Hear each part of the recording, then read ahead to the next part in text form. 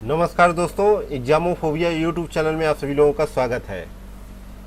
Last time हम लोगों ने वीडियो बनाया था 16 नंबर का टेस्ट पेपर, जो एडुरेरिया का 16 नंबर का टेस्ट पेपर हम लोगों ने बनाया था। वो जो है जुनून सीरीज का जो है अंतिम टेस्ट पेपर था। और जो है आज से हम लोग जो है अभ्यास सीरीज का पहले नंबर का टेस्ट पेपर शुरू कर रहे हैं, जिसके तहत 10 टेस्ट पेपर आपको सॉल्व करने को मिलेंगे और प्रत्येक पेपर में जो है 150 क्वेश्चन सॉल्व करवाए जाएंगे। साथ ही उनका क्रमबद्ध तरीके से एक्सप्लेनेशन भी बताया जाएगा। तो आज से हम लोग जो है अभ्यास सीरीज का पहला टेस्ट पेपर शुरू करते हैं क्वेश्चन नंबर 1 के साथ।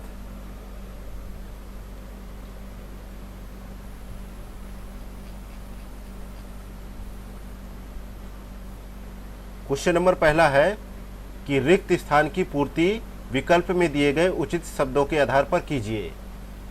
तो इसमें कथन दे रखा है कि भारत में सबसे प्राचीन और पठनीय शिलालेख मौर्य सम्राट अशोक के हैं। वे आमतौर पर जो है ईसा पूर्व 3वीं शताब्दी में जो है आपको बताना है ए ऑप्शन की जगह किस लिपि में और किस भाषा में लिखे गए हैं। तो ये जो है ब्राह्मी लिपि और प्राकृत भाषा में लिखे गए हैं। तो यहाँ पे बी ऑप्शन करेक्ट आंसर हो जाएंगे। और ये शिलालेख जो है मौर्य इतिहास और अशोक की उपलब्धियों को जानने का प्रमुख स्रोत भी है। और 14वीं शताब्दी में जो है फिरोज शाह तुगलक को जो है 2 अशोक स्तंभ मिले, एक जो है उत्तर प्रदेश के मेरठ में और दूसरा जो है हरियाणा के टोपरा नामक स्थान पर मिले थे, जिसमें से जो है फिरोज शाह तुगलक उन शिलालेखों को दिल्ली ले आया और अपने जो है साम्राज्य के विद्वानों को इन शिलालेखों को पढ़कर समझाने को कहा था, लेकिन वे इसको पढ़ने में असफल रहे थे। नेक्स्ट है क्वेश्चन नंबर दूसरा। सूची फर्स्ट को सूची सेकेंड में सुमिलित कीजिए तथा सूचियों के नीचे दिए गए कोड की सहायता से सही उत्तर का चयन करें। तो सूची फर्स्ट में दे रखा है 9 पाषाणकालीन बस्तियां और सूची सेकेंड में दे रखा है उनकी जो है स्थिति। तो चिरांद जो है ये कहाँ पर है? तो चिरांद जो है बिहार में आता है, तो इसका मिलान जो है तीसरे से हो जाएगा। जो है बुर्ज होम कहाँ पे पड़ता है? ये जो है कश्मीर में है, तो इसका मिलान चौथे से हो जाएगा। अगला है कोल्डी हवा, ये कोल्डी हवा कहाँ पे है? उत्तर प्रदेश में, इसका मिलान पहले से हो जाएगा। और उतनूर कहाँ पे है? ये आंध्र प्रदेश में है, इसका जो है दूसरे से मिलान हो जाएगा। अगला है पिकली हल, इसका मिलान कर्नाटका से हो जाएगा। तो यहाँ पे करेक्ट आंसर क्या होगा? जो है डी ऑप्शन। अगला है क्वेश्चन नंबर तीसरा। मोहनजोदड़ो से प्राप्त महान स्नानागार का परिमाप क्या है? तो इसका परिमाप है 11.88 मीटर लंबाई, 7.01 मीटर चौड़ाई और 2.43 मीटर जो है गहराई। तो यहाँ पे जो है डी ऑप्शन करेक्ट आंसर हो जाएगा। अगला है क्वेश्चन नंबर चौथा। हड़प्पा सभ्यता जो है किस धातु युग से संबंधित मानी जाती है? तो ये जो है ए ऑप्शन करेक्ट आंसर है, कांस्य युगीन मानी जाती है। ए ऑप्शन करेक्ट आंसर है। अगला है क्वेश्चन नंबर 5वां। शूद्र शब्द का उल्लेख पहली बार ऋग्वेद के किस अध्याय में आया है? तो ये जो है 10वें अध्याय में आया है। डी ऑप्शन यहाँ पे करेक्ट आंसर हो जाएगा। नेक्स्ट है क्वेश्चन नंबर 6वां। जनपद शब्द का पहली बार उल्लेख कहाँ पर मिलता है? तो यहाँ पे छठे में करेक्ट आंसर है बी ऑप्शन, ब्राह्मण ग्रंथों में मिलता है। बी ऑप्शन करेक्ट आंसर है।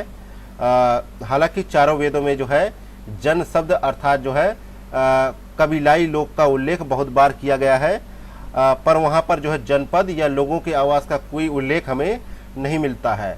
यह शब्द सबसे पहले उत्तर वैदिक ग्रंथ ब्राह्मण में मिलता है, जो कि 800 ईसा पूर्व पहले का नहीं माना जाता है।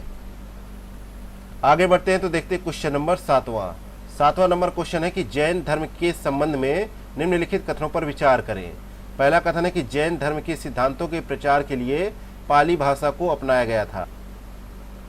नेक्स्ट है ऑप्शन नंबर दूसरा। अधिकांश जैन धर्म से जुड़े साहित्य की रचना जो है अर्ध मगधी में किया गया है। तीसरा कथन है कि 6वीं शताब्दी में पाटलिपुत्र में जैन ग्रंथों के संकलन का काम पूरा किया गया। चौथा कथन है कि जैन धर्मावलंबियों ने कन्नड़ भाषा के विकास में पर्याप्त योगदान दिया। तो उपरोक्त में से कौन सा कथन यहाँ पे सही है? तो 7वें में देखा जाए एक तो दूसरा सही है और अगला जो है चौथा सही है। लेकिन यहाँ पे पहला गलत है और तीसरा भी गलत है। पहला इसलिए गलत है क्योंकि जैन धर्म के सिद्धांतों के प्रचार प्रसार के लिए पाली भाषा को नहीं बल्कि प्राकृत भाषा को अपनाया गया था, इसलिए पहला स्टेटमेंट गलत है। और दूसरा स्टेटमेंट यहाँ पे देखा जाए तो सही है। तीसरा इसलिए गलत है क्योंकि जैन धर्म के संकलन का कार्य जो है छठी शताब्दी में पाटलिपुत्र में नहीं बल्कि जो है बल्लवी गुजरात में पूरा किया गया था। तो यहाँ पे तीसरा भी गलत है। तो सही कौन सा होगा? दूसरा चौथा, सी ऑप्शन करेक्ट आंसर हो जाएगा। अगला है क्वेश्चन नंबर 8वां। यूरोपीय भाषाओं में अनुवादित होने वाली प्राचीनतम भारतीय साहित्य ग्रंथ कौन सा था? तो इस ग्रंथ का नाम है अभिज्ञान शकुंतलम। यहाँ पे ए ऑप्शन करेक्ट आंसर है।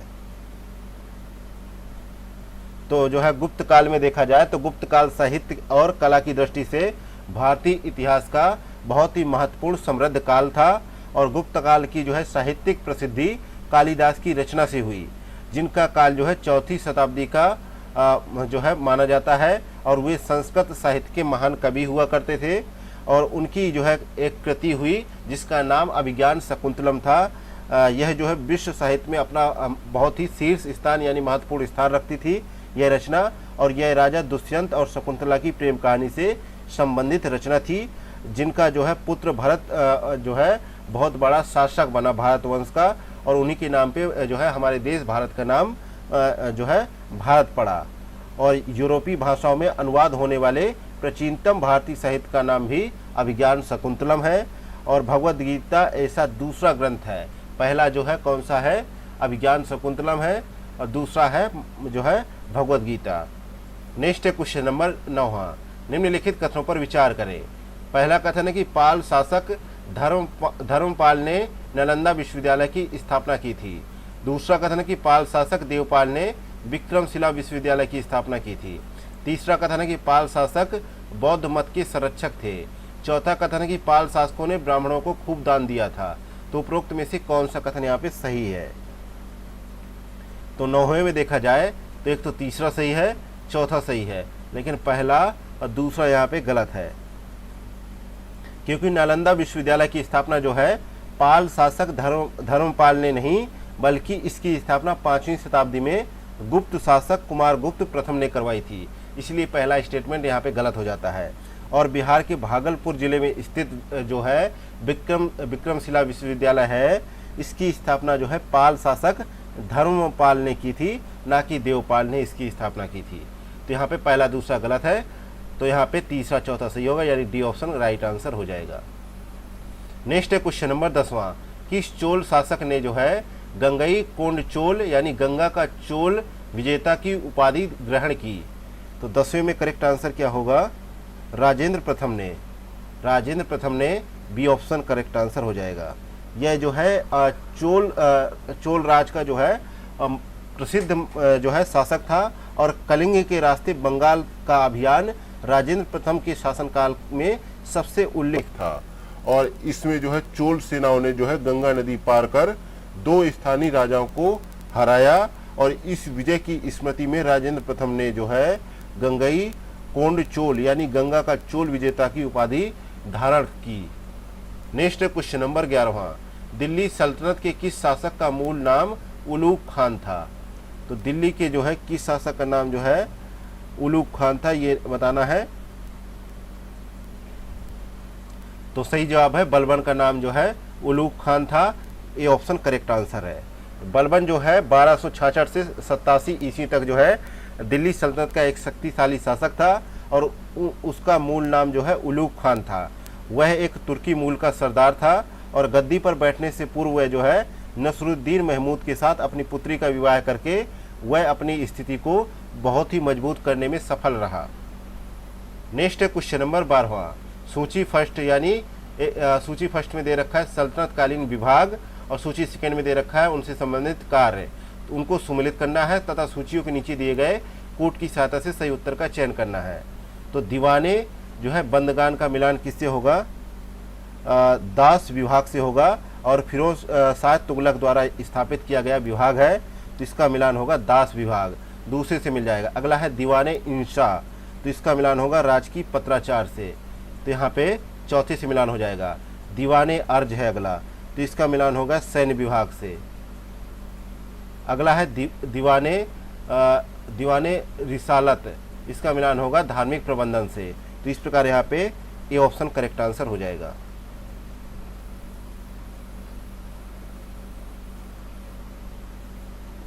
नेक्स्ट है क्वेश्चन नंबर 13वां। मुगल कालीन प्रशासनिक व्यवस्था के संबंध में निम्न कथनों पर विचार करें। पहला कथन है कि मीर बख्शी मुगल कालीन साम्राज्य की गुप्तचर और सूचना सेवाओं का प्रमुख होता था। दूसरा कथन है कि मुगल काल में गुप्तचर अधिकारी को जो है वाकियान वीस कहा जाता था।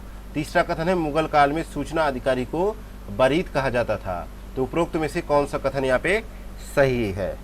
तो 13 में देखा जाए तो यहाँ पे एक तो पहला कथन सही है, लेकिन यहाँ पे दूसरा तीसरा कथन यहाँ पे गलत हो जाता है, क्योंकि जो है मीर बख्शी जो था वह जो है मुगल कालीन साम्राज्य की गुप्तचर और सूचना सेवाओं का भी प्रमुख होता था, लेकिन जो है गुप्तचर अधिकारी को जो है बरीद कहा जाता था और सूचना अधिकारी को जो है वाकियान वीस कहा जाता था, और साम्राज्य के सभी जो है भागों में नियुक्त किए गए थे ये लोग।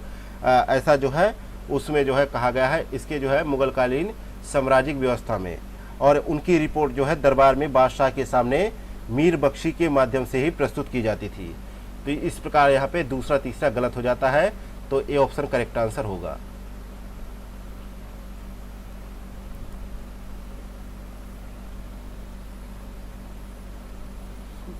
नेक्स्ट है क्वेश्चन नंबर 14। सूची फर्स्ट को सूची सेकेंड से सुमिलित कीजिए तथा नीचे दिए गए कूट के माध्यम से सही उत्तर का चयन करें। तो सूची फर्स्ट का सूची सेकेंड से मिलान करते हैं। तो विजयनगर का पहला शासक कौन था जिसने बहमनियों से गोवा को छीन लिया? तो इनका नाम था हरिहर द्वितीय। और किस शासक के दरबार में अष्टदिग्गज कवियों को आश्रय प्रदान किया गया था? तो इनका नाम था कृष्णदेव राय। और अगला है किस शासक के काल में यात्री अब्दुल रज्जाक विजयनगर आया था? तो इसका सही जवाब है देवराय द्वितीय। अगला है विजयनगर के किस शासक ने चीन के सम्राट के पास अपना राजदूत भेजा था? तो इसका करेक्ट आंसर है दूसरे से मिलान हो जाएगा बुक्का प्रथम। अगला है गोगरी महल की स्थापना किसके द्वारा की गई थी? तो इसकी स्थापना राजा मानसिंह द्वारा की गई, छठे से हो जाएगा। अगला है जौनपुर नगर की स्थापना करने वाला शासक कौन था? तो फिरोज शाह तुगलक था। तो इसका मिलान पांचवें से हो जाएगा। तो इस प्रकार यहाँ पे बी ऑप्शन करेक्ट आंसर हो जाएगा। अगला क्वेश्चन नंबर 15 है। सूची फर्स्ट को सूची सेकेंड से सुमिलित करें तथा उपयुक्त कूट की सहायता से अपने उत्तर का चयन करें। तो सूची फर्स्ट का सूची सेकेंड से मिलान करते हैं। तो यहाँ पे पुर्तगालियों ने गोवा पर अधिकार स्थापित किया। तो इन्होंने 1510 में अपना अधिकार स्थापित किया, तीसरे से मिलान हो जाएगा। और पुर्तगालियों ने अपना पहला दुर्ग यानी किला जो है कोचीन में स्थापित किया। कब किया? 1503 में। तो पहले से मिलान हो जाएगा। फ्रांसिस्को डी अल्मेडा को पुर्तगाली क्षेत्रों के लिए भारत में प्रथम गवर्नर बनाया गया।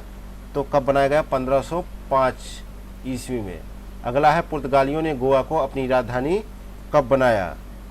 तो 1530 ईस्वी में। तो ये मिलान हो गया। तो अब जो है यहाँ पे देखा जाए तो करेक्ट आंसर होगा सी ऑप्शन। अगला है क्वेश्चन नंबर 16 है। सूची फर्स्ट जिसमें दे रखा है उत्तर मुगलकालीन राज्य तथा सूची सेकेंड जिसमें दे रखा है संस्थापक को सुमिलित कीजिए तथा नीचे दिए गए कूट की सहायता से सही उत्तर का चयन करें। तो सूची फर्स्ट का मिलान करते हैं सूची सेकेंड से। तो बंगाल के जो है संस्थापक कौन थे ये आपको बताना है। तो बंगाल के जो शासक थे, संस्थापक थे, तो जो है मुर्शीद कुली खां थे। तो इनका मिलान हो जाएगा तीसरे से। अवध के संस्थापक थे जो है बुरहान उल मुल्क यानी सादत खां। तो दूसरे से मिलान हो जाएगा।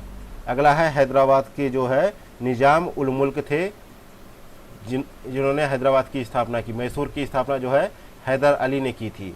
तो इस प्रकार यहाँ पे जो है बी ऑप्शन करेक्ट आंसर हो जाएगा। अगला है क्वेश्चन नंबर 17। बंगाल के निम्नलिखित नवाबों का शासन क्रम जो है काल क्रमानुसार व्यवस्थित कीजिए तथा उपयुक्त विकल्प के आधार पर सही उत्तर का चयन करें। तो मुर्शीद कुली खां का जो है शासन क्रम रहा 1700 से 1727 के मध्य। अली वर्दी खां का जो है शासन रहा 1740 से 1756 तक। शाह शुजा का शासनकाल था 1727 से 39 तक। सरफराज खां का नेतृत्व जो है शासनकाल था 1739 से 40 तक। तो इस प्रकार यहाँ पे क्रम बनेगा सी ऑप्शन का। अगला है क्वेश्चन नंबर 18 है, रिंग फेंस यानी घेरे की नीति का प्रणेता कौन था? तो घेरे की जो नीति थी उसके प्रणेता थे वॉरेन हेस्टिंग। ये जो है बंगाल के प्रथम गवर्नर जनरल थे। तो ए ऑप्शन यहाँ पे करेक्ट आंसर हो जाएगा।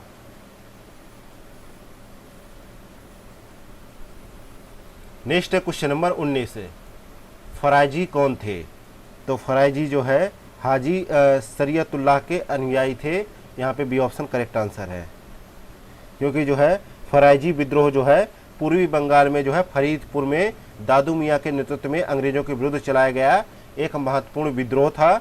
और देखा जाए तो फराजी लोग जो है हाजी शरीयतुल्लाह द्वारा स्थापित एक मुस्लिम पंथ के अनुयायी थे।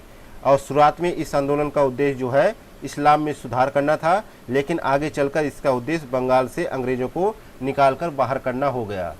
नेक्स्ट है क्वेश्चन नंबर 20, 1857 की क्रांति के नायक मंगल पांडे को कब फांसी की सजा दी गई?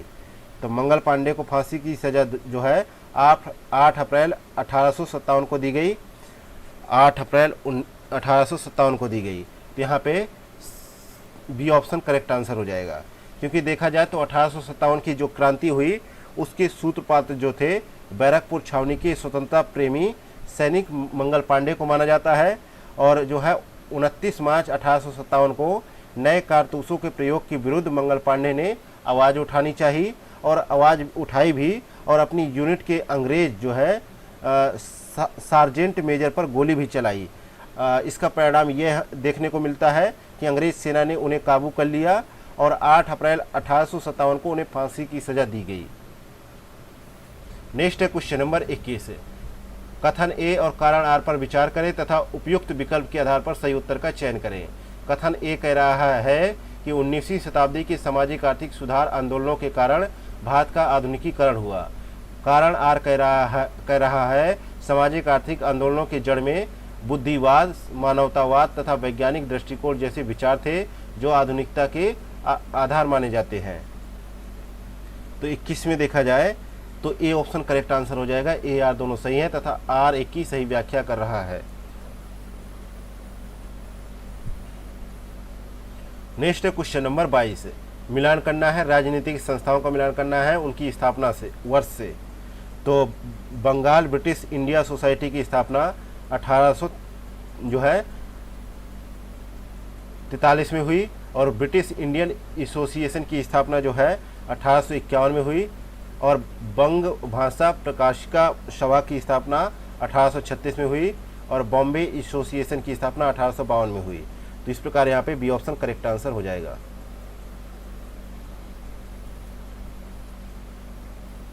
नेक्स्ट है क्वेश्चन नंबर 23, सूची फर्स्ट जिसमें विदेश में स्थापित क्रांतिकारी संगठन दे रखा है तथा सूची सेकेंड जिसमें स्थान या केंद्र दे रखा है को सम्मिलित कीजिए तथा सूचियों के नीचे दिए गए कोड की सहायता से सही उत्तर का चयन करें। तो सूची फर्स्ट दे रखा है, सूची सेकेंड दे रखा है।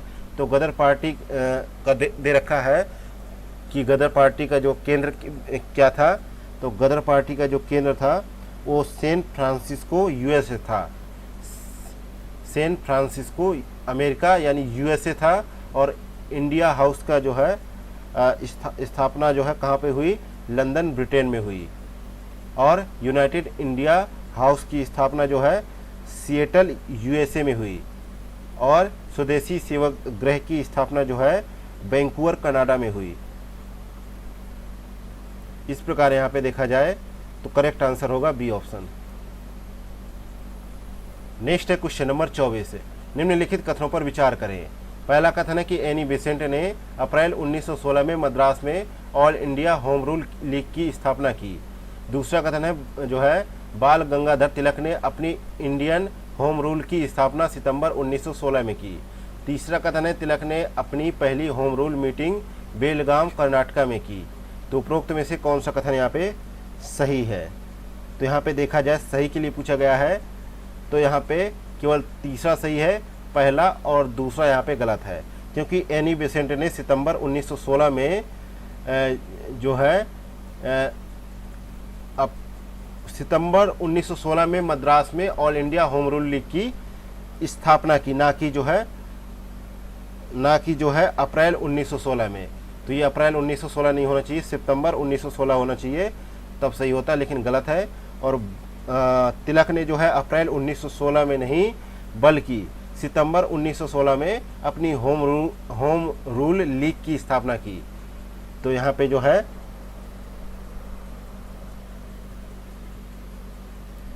बाल गंगाधर तिलक ने अपनी इंडियन जो है होम रूल लीग की स्थापना करी अप्रैल में की थी, ना कि जो है सितंबर में। तो इस प्रकार यहाँ पे सी ऑप्शन करेक्ट आंसर हो जाएगा। आगे बढ़ते हैं, देखते हैं क्वेश्चन नंबर 25 है। कांग्रेस ने पूर्ण स्वराज का प्रस्ताव कब और कहां पारित किया? तो कांग्रेस ने जो है दिसंबर 1929 में कांग्रेस के लाहौर अधिवेशन में जो है पूर्ण स्वराज का प्रस्ताव पारित किया। तो यहाँ पे करेक्ट आंसर है जो है सी ऑप्शन।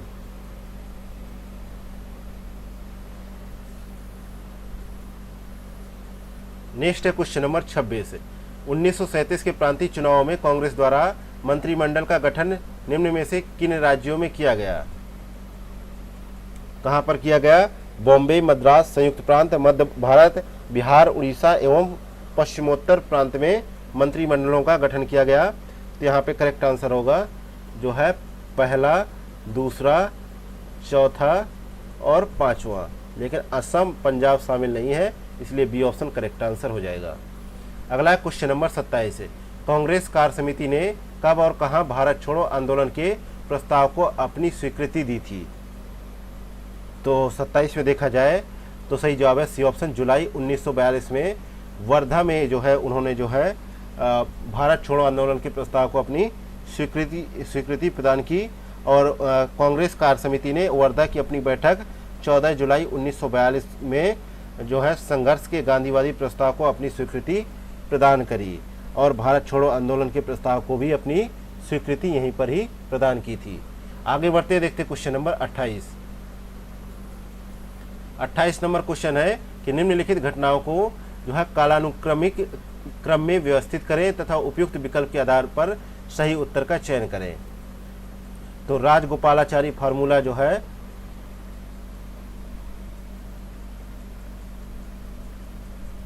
तो राजगोपालाचारी फार्मूला जो है जुलाई 1944 में जो है प्रस्तावित हुआ और विविल योजना जो है मई 1945 में और शिमला सम्मेलन जो है जून 1945 में और सरकारी दमन के विरोध में गांधी जी का उपवास 21 दिनों का जो था वह जो है फरवरी 1943 में।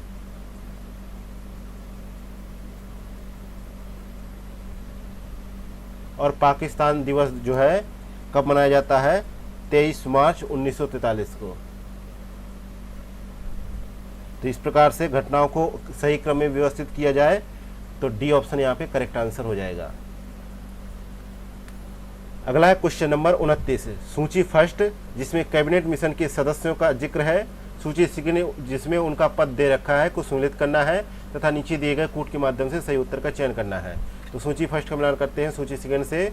तो लॉर्ड पैथिक लॉरेंस दे रखा है, ये जो थे ये तत्कालीन भारत के सचिव थे, ये सही सम्मिलित है। एवी अलेक्जेंडर जो थे ये जो है तत्कालीन नौसेना मंत्री थे, तीसरे से मिलान हो जाएगा। स्टेफोर्ड क्रिप्स जो थे ये जो है तत्कालीन व्यापार बोर्ड के अध्यक्ष थे, तो इसका मिलान चौथे से हो जाएगा। तो यहाँ पे 29 का करेक्ट आंसर होगा सी ऑप्शन। अगला है क्वेश्चन नंबर 30 है। वर्नाकुलर प्रेस एक्ट के संबंध में असत्य कथन का चुनाव करना है। तो डी ऑप्शन यहाँ पे असत्य है कि इसे 1883 में लॉर्ड रिपन द्वारा निरस्त कर दिया गया, ये यहाँ पे असत्य है।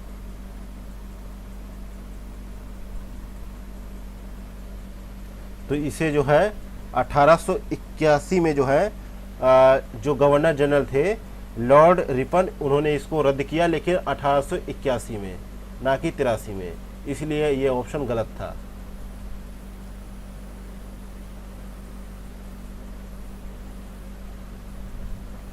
नेक्स्ट क्वेश्चन नंबर 31 है, सरल आकारिक लक्षणों पर आधारित पादपों और प्राणियों के वर्गीकरण को सर्वप्रथम किसने प्रतिपादित किया, यानी किसने प्रतिपादित किया या जो है प्रस्तावित किया? तो यह जो है अरस्तु ने किया, सी ऑप्शन करेक्ट आंसर है। और बाद में जो है लीनियस द्वारा सभी जो है जीवधारियों को प्लांटी तथा एनिमेलिया जगत में वर्गीकृत किया गया। नेक्स्ट क्वेश्चन नंबर 32 है, अदरक तना है जड़ नहीं, क्यों? क्योंकि इसमें नोड और जो है इंटरनोड होते हैं, इसलिए जो है अदरक तना है, ना कि जड़। तो यहाँ पे बी ऑप्शन करेक्ट आंसर है। नेक्स्ट क्वेश्चन नंबर 33 है, एक तरफ विटामिन या खनिज दे रखा है, दूसरी तरफ उनसे संबंधित जो है रोग या विकार दे रखा है। तो विटामिन ए से जो है क्षीणता दृष्टिहीनता होता है, विटामिन बी की कमी से जो है बेरी रोग होता है, और विटामिन डी की कमी से जो है रिकेटस होता है, और लौह की जो है के कारण जो है अरक्तता होती है। तो यहाँ पे कितने सही सुमेलित हैं? तो सभी सही सुमेलित है, इसलिए डी ऑप्शन करेक्ट है। नेक्स्ट क्वेश्चन नंबर 34 है, सूची फर्स्ट को सूची सेकेंड से सुमेलित कीजिए तथा नीचे दिए गए कूट का प्रयोग कर सही उत्तर का चयन करें। तो सूची फर्स्ट और सूची सेकेंड दे रखा है, तो हाइड्रोक्लोरिक अम्ल दे रखा है, इसका मिलान किया जाए।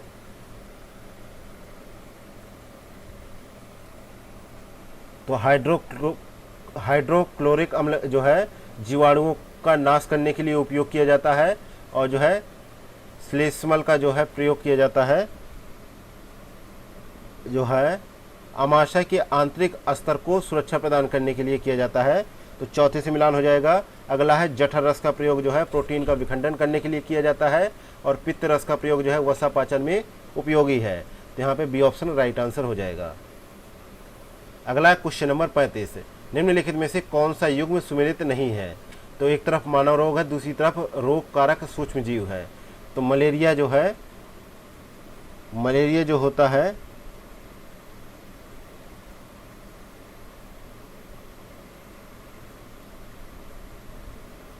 एक जो है प्रोटोजोआ जनित रोग है, और जो है हेपेटाइटिस ए जो है ये जो है वायरस जनित रोग है, और टाइफाइड जो है जीवाणु जनित रोग है, और खसरा जो है वायरस जनित रोग है, लेकिन यहाँ पे जीवाणु लिखा है, ये सही सुमेलित नहीं है, डी ऑप्शन करेक्ट हो जाएगा। अगला है क्वेश्चन नंबर 36 है, जो है इन विट्रो निषेचन यानी IVF के संदर्भ में असत्य कथन का चयन करना है। तो यहाँ पे 36 में देखा जाए, सी ऑप्शन यहाँ पे सही है कि निषेचन के बाद जो है युग्मनज को 1 माह बाद माता के गर्भाशय में स्थापित कर दिया जाता है। यहाँ पे सी ऑप्शन जो है गलत है। नेक्स्ट क्वेश्चन नंबर 37 है, निम्नलिखित कथनों पर विचार करें। पहला कथन है कि जो है समसूत्री विभाजन में 4 नई कोशिकाएं बनती हैं। दूसरा कथन है कि अर्धसूत्री विभाजन में 2 समरूप जो है संतति कोशिकाएं बनती हैं। तो यहाँ पे असत्य कथन को चुनने के लिए बोला गया है आपसे, तो दोनों ही कथन यहाँ पे जो है सही जो है असत्य है, इसलिए यहाँ पे सी ऑप्शन करेक्ट आंसर हो जाएगा। अगला है क्वेश्चन नंबर 38 है, मनुष्य के शरीर में पाए जाने वाले तत्वों को आरोही क्रम में व्यवस्थित करें। तो यहाँ पे देखा जाए, पहले हाइड्रोजन, कैल्शियम, नाइट्रोजन, कार्बन और ऑक्सीजन। तो यहाँ पे डी ऑप्शन करेक्ट आंसर हो जाएगा। नेक्स्ट है क्वेश्चन नंबर 39 है, निम्नलिखित में से किस विटामिन को जो है हार्मोन माना जाता है? तो यहाँ पे विटामिन का नाम है विटामिन डी। नेक्स्ट है क्वेश्चन नंबर 40 है, निम्नलिखित में से कौन जो है अंतःस्रावी ग्रंथि के उदाहरण है? पहला है पीयूष ग्रंथि, दूसरा है जो है थायराइड ग्रंथि, तीसरा है लार ग्रंथि, चौथा है एड्रिनल ग्रंथि। तो यहाँ पे जो है 40 में करेक्ट आंसर है पहला, दूसरा और चौथा। लार ग्रंथि जो है अंतःस्रावी ग्रंथि का उदाहरण नहीं है, तो यहाँ पे पहला, दूसरा, चौथा यानी डी ऑप्शन करेक्ट आंसर हो जाएगा। जबकि जो है लार ग्रंथि जो है बहिःस्रावी ग्रंथि का उदाहरण है, ना कि अंतःस्रावी ग्रंथि का उदाहरण है। नेक्स्ट है क्वेश्चन नंबर 41 है, मिलान करना है सूची फर्स्ट का सूची सेकेंड से। तो भौतिक राशियों का मिलान करना है एसआई मात्रक से। तो बल आघूर्ण का दे रखा है, तो बल आघूर्ण का जो है एसआई मात्रक होता है न्यूटन मीटर, तो इसका दूसरे से मिलान हो जाएगा। यंग गुणांक का जो है एसआई मात्रक होता है न्यूटन प्रति मीटर स्क्वायर, तो पहले से हो जाएगा। पृष्ठ तनाव का जो है एसआई मात्रक होता है न्यूटन प्रति मीटर। चौथा हो जाएगा धारा घनत्व का जो है एम्पियर पर मीटर स्क्वायर, तो यहाँ पे करेक्ट आंसर होगा सी ऑप्शन। नेक्स्ट है क्वेश्चन नंबर 42 है, लोहे की कील पारे पर क्यों तैरती है जबकि वह पानी में डूब जाती है। तो यहाँ पे देखा जाए तो लोहे का जो है आपेक्षिक घनत्व जो है पानी से अधिक तथा पारे से कम होता है, इसीलिए जो है पारे पर तैरती है और जो है पानी में डूब जाती है। बी ऑप्शन करेक्ट आंसर है।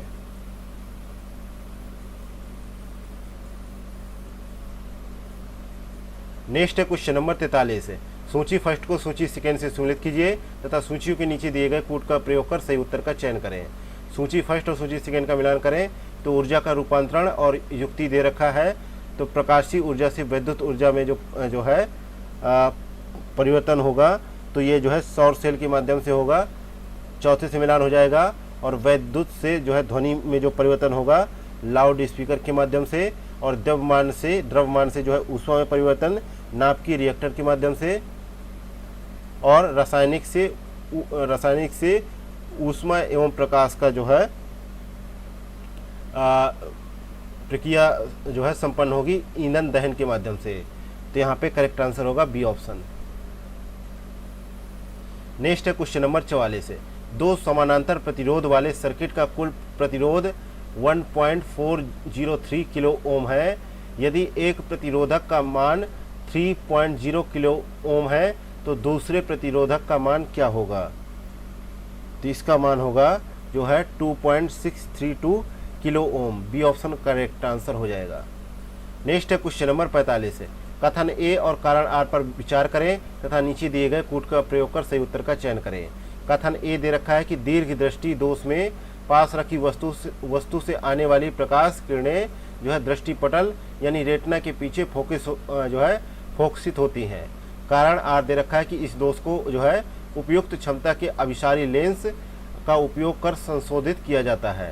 तो यहाँ पे जो है 45 में देख रखा है कि दोनों तो सही है, कथन ए और कारण आर दोनों सही है, परंतु आर एक ही सही व्याख्या नहीं कर रहा है, इसलिए बी ऑप्शन यहाँ पे राइट आंसर हो जाएगा।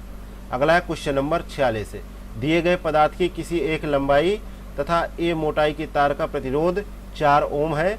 इसी पदार्थ की किसी अन्य तार का प्रतिरोध क्या होगा जिसकी लंबाई 1/2 तथा मोटाई 2a है।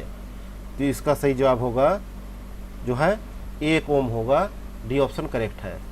नेक्स्ट है क्वेश्चन नंबर 44। नेक्स्ट है क्वेश्चन नंबर 47, निम्न युग्मों में गलत का मिलान करना है। सूची 1 में यंत्र दे रखा है, सूची सेकेंड में मापन और उपयोग दे रखा है। इनका जो है मिलान करना है, देखना है कि गलत कौन सा है। तो यहाँ पे देखा जाए बी ऑप्शन क्रायोमीटर के सामने लिखा है रॉकेट इंजन की क्षमता। तो क्रायोमीटर का जो है उपयोग किया जाता है जो है निम्न ताप को मापने में किया जाता है। तो यहाँ पे बी ऑप्शन करेक्ट आंसर हो जाएगा। नेक्स्ट है क्वेश्चन नंबर 48 है, सूची फर्स्ट को सूची सेकेंड से सम्मिलित करना है तथा नीचे दिए गए कूट के माध्यम से सही उत्तर का चयन करना है। तो भंजन से क्या होता है, तो भंजन की क्रिया में उच्च तापमान पर जो है कार्बन के बड़े अणु छोटे अणुओं में टूट जाते हैं। इस प्रक्रिया से पेट्रोलियम प्राप्त किया जाता है। तो इसका मिलान हो जाएगा दूसरे से। प्रगलन का जो है सही है कि तांबे के अयस्क से शुद्ध तांबा प्राप्त करने की रासायनिक विधि में प्रयुक्त एक प्रक्रिया है। तो यहाँ पे करेक्ट आंसर है तीसरे से मिलान हो जाएगा। अगला है हाइड्रोजनीकरण। इस प्रक्रिया में जो है खाद्य तेलों पर निकेल उत्प्रेरक की उपस्थिति में हाइड्रोजन प्रवाहित करने पर वह वनस्पति घी में परिवर्तित हो जाता है। तो चौथे से मिलान हो जाएगा। अगला है वल्कनीकरण, इससे जो है रबड़ का निर्माण होगा। तो यहाँ पे करेक्ट आंसर क्या होगा जो है बी ऑप्शन। नेक्स्ट है क्वेश्चन नंबर 49 नंबर क्वेश्चन है, फिनोफ्थलीन अम्ल के साथ अभिक्रिया करके जो है कोई परिवर्तन नहीं होता। सी ऑप्शन यहाँ पे करेक्ट आंसर है। नेक्स्ट है क्वेश्चन नंबर 50 है, अधातुओं के संदर्भ में निम्नलिखित कथनों पर विचार करें। पहला कथन है कि सभी अधातुएं ऊष्मा तथा विद्युत की कुचालक होती हैं। दूसरा कथन है कि सभी अधातुएं जो है अनुदान रहित होती हैं। तीसरा कथन है सभी जो है अधात्विक तत्व जो है आवर्त सारणी में पी ब्लॉक में स्थित है। तो सही कथन का यहाँ पे चुनाव करना है। तो यहाँ पे जो है 50 में देखा जाए पहला कथन यहाँ पे गलत है, दूसरा सही है और तीसरा भी यहाँ पे गलत है, इसलिए यहाँ पे केवल दूसरा सही है, बी ऑप्शन करेक्ट आंसर हो जाएगा। अगला है क्वेश्चन नंबर 51। समस्थानिकों के बारे में निम्नलिखित कथनों में से कौन सा कथन गलत है। पहला कथन है कि समस्थानिक जो है विभिन्न रासायनिक तत्वों के परमाणु होते हैं जिनके परमाणु द्रव्यमान समान होते हैं लेकिन उनकी परमाणु संख्या भिन्न होती है। दूसरा कथन है कि आवर्त सारणी में जो है समस्थानिकों का स्थान भिन्न है क्योंकि उनकी जो है परमाणु संख्या भिन्न होती है।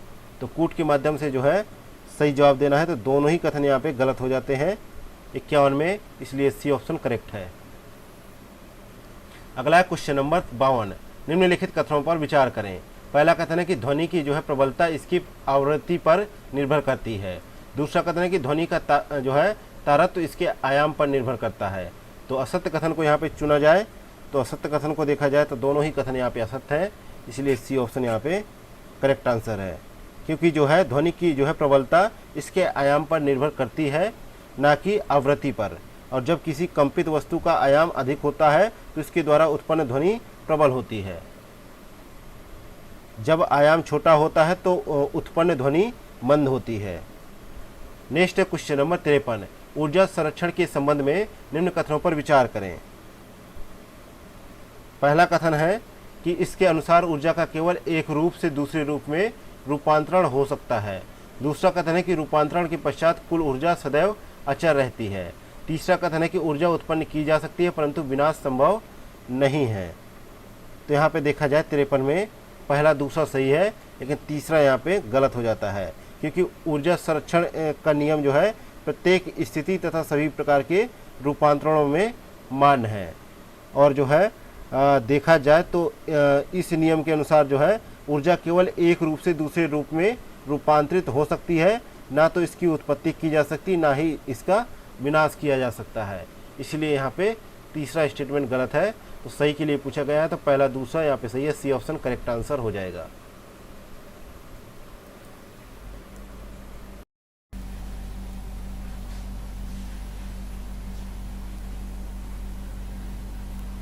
नेक्स्ट है क्वेश्चन नंबर 54 नंबर क्वेश्चन है निम्नलिखित कथनों पर विचार कीजिए।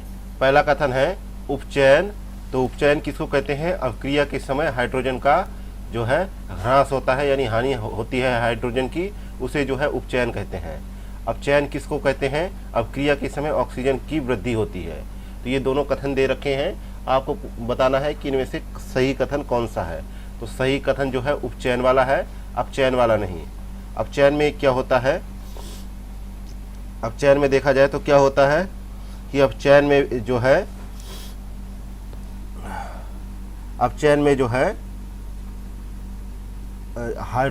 हाइड्रोजन की वृद्धि होती है और जो है ऑक्सीजन का ह्रास होता है, मतलब कि ऑक्सीजन की जो है कमी होती है और जो है हाइड्रोजन की वृद्धि होती है। इसलिए दूसरा स्टेटमेंट गलत है, पहला सही है। नेक्स्ट है क्वेश्चन नंबर 55 नंबर क्वेश्चन है कि अम्लराज के संदर्भ में असत्य कथन को चुनाव करना है। तो अम्लराज के संदर्भ में जो है बी ऑप्शन यहाँ पे जो है असत्य है क्योंकि HNO3 और HCl का जो अनुपात है वो जो है 3:1 होता है। ये कथन यहाँ पे गलत है क्योंकि जो है जो अम्लराज है वो जो है 3:1 के अनुपात में सांद्र हाइड्रोक्लोरिक अम्ल एवं जो है सांद्र नाइट्रिक अम्ल का ताज़ा मिश्रण होता है और यह गोल्ड को गला भी सकता है, जबकि दोनों में से किसी अम्ल में अकेले यह क्षमता नहीं होती है। इसके अलावा अम्लराज जो होता है वो भभकता द्रव के साथ जो है प्रबल जो है संक्षारक भी है और यह उन अभिकर्मों में से एक है जो गोल्ड एवं प्लेटिनम दोनों को गलाने में समर्थ है। तो इसलिए यहाँ पे बी ऑप्शन करेक्ट आंसर हो जाएगा। नेक्स्ट है क्वेश्चन नंबर 56 निम्नलिखित कथनों पर विचार करें। पहला कथन है जो है इक्वेटोरियल गिनी ने जो है मारबर्ग वायरस रोग के अपने पहले प्रकोप की पुष्टि की है। दूसरा कथन है कि वर्तमान में जो है अल्जाइमर रोग का कोई ज्ञात इलाज नहीं है।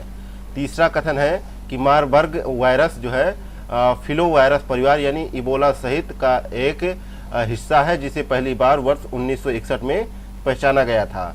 तीसरा कथन है H3N2 वायरस की पहचान सबसे पहले सूअरों में की गई थी। तो यहाँ पे बताना है कि कौन सा यहाँ पे जो है कथन सही है या कौन सा गलत है, मतलब कि कौन सा विपरीत है, ये बताना है। तो यहाँ पे केवल एक कथन गलत है, तो सी ऑप्शन यहाँ पे सही जवाब हो जाएगा। कौन सा? तीसरा वाला। बाकी पहला, दूसरा और चौथा यहाँ पे स्टेटमेंट सही है, क्योंकि जो है पहली बार वर्ष 1967 में जो है जो ये मारबर्ग वायरस जो है फिलो वायरस परिवार का इबोला सहित का एक हिस्सा है, जिसे जो है पहली बार वर्ष 1967 में पहचाना गया था। तब जो है इसने जो है मारबर्ग, जर्मनी, बेलग्रेड, सर्बिया की प्रयोगशालाओं में एक साथ बीमारी का प्रकोप पैदा किया था। तो यहाँ पे 1961 की जगह 67 होना चाहिए था। आगे बढ़ते देखते क्वेश्चन नंबर 57। क्रिस्पर Cas9 के संबंध में निम्नलिखित कथनों पर विचार करें। पहला कथन है कि यह जीन संपादन तकनीक है। दूसरा है कि जो है क्रिस्पर एक एंजाइम है। तीसरा कथन है कि Cas9 एक जो है आरएनए अणु है। चौथा कथन है कि डीएनए को काटने का कार्य Cas9 करता है। तो उपरोक्त में से जो है कितने कथन यहाँ पे सही हैं? तो यहाँ पे पहला और चौथा यहाँ पे सही है, लेकिन दूसरा और तीसरा यहाँ पे गलत है।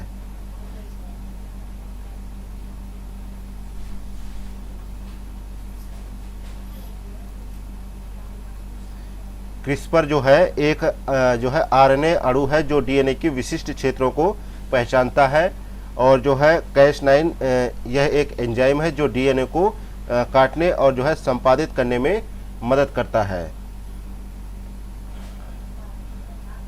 तो यहाँ पे 2 सही है, 2 गलत है। नेक्स्ट है क्वेश्चन नंबर 58। 3 पेरेंट बेबी के संदर्भ में निम्नलिखित कथनों पर विचार करें। पहला कथन है ये शिशु को माइटोकॉन्ड्रियल रोग से बचाने की एक तकनीक है। दूसरा कथन है कि जो महिला अंडे की जो है कोशिका दान करती है जैविक माता कहलाती है। तो सही कथन का चुनाव करना है यहाँ पे। तो 58 में देखा जाए तो यहाँ पे पहला कथन तो सही है, लेकिन दूसरा कथन यहाँ पे गलत है।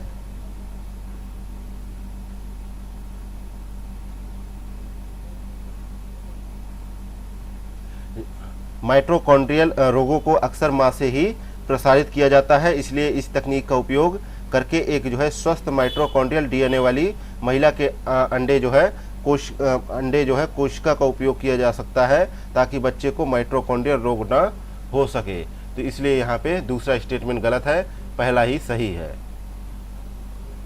नेक्स्ट है क्वेश्चन नंबर 59।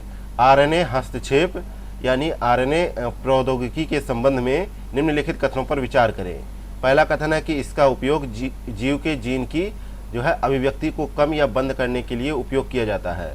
दूसरा कथन है यह जो है लक्षित कोशिकाओं में क्षार संश्लेषण रोकता है। तो असत्य कथन का यहाँ पे चुनाव करें।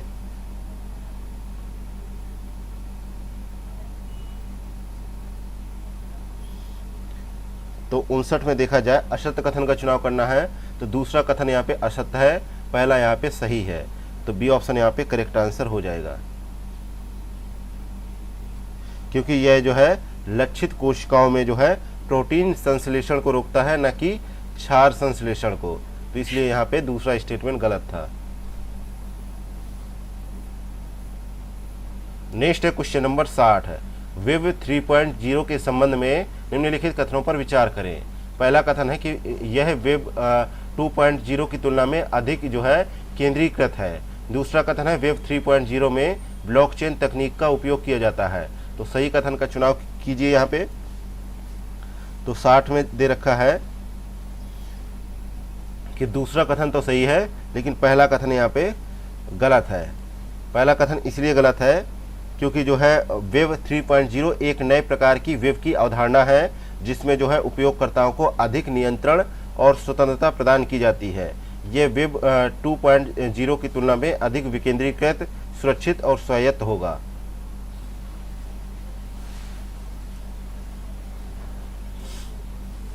तो यहाँ पे केंद्रीकृत नहीं होगा, यहाँ विकेंद्रीकृत, सुरक्षित और स्वायत्त होगा। नेक्स्ट है क्वेश्चन नंबर 61 है, निम्न कथनों पर विचार करें। पहला कथन है कि कर्क रेखा भारत के 7 राज्यों से गुजरती है, जिसमें कि छत्तीसगढ़ राज्य भी शामिल है।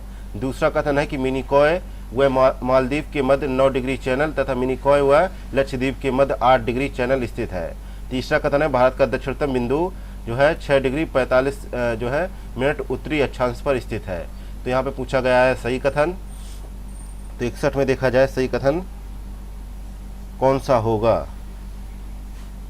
तो कर्क रेखा भारत के लगभग मध्य भाग एवं 8 राज्यों गुजरात, राजस्थान, मध्य प्रदेश, छत्तीसगढ़, झारखंड, पश्चिम बंगाल, त्रिपुरा, मिजोरम से जो है एवं पड़ोसी देश बांग्लादेश से होकर गुजरती है। तो यहाँ पे 7 नहीं 8 जो है राज्य होना चाहिए, इसलिए पहला स्टेटमेंट गलत हो गया। अगला है जो भारत का दक्षिणतम बिंदु जो है इंदिरा जो है पॉइंट कहलाता है, जो ग्रेट निकोबार द्वीप में 6 डिग्री 45 मिनट उत्तरी अक्षांश पर स्थित है। और पहले इसका नाम जो है पिग्मेलियन पॉइंट हुआ करता था और ये भूमध्य रेखा से 876 किलोमीटर दूर है। तो इसलिए यहाँ पे दूसरा स्टेटमेंट भी यहाँ पे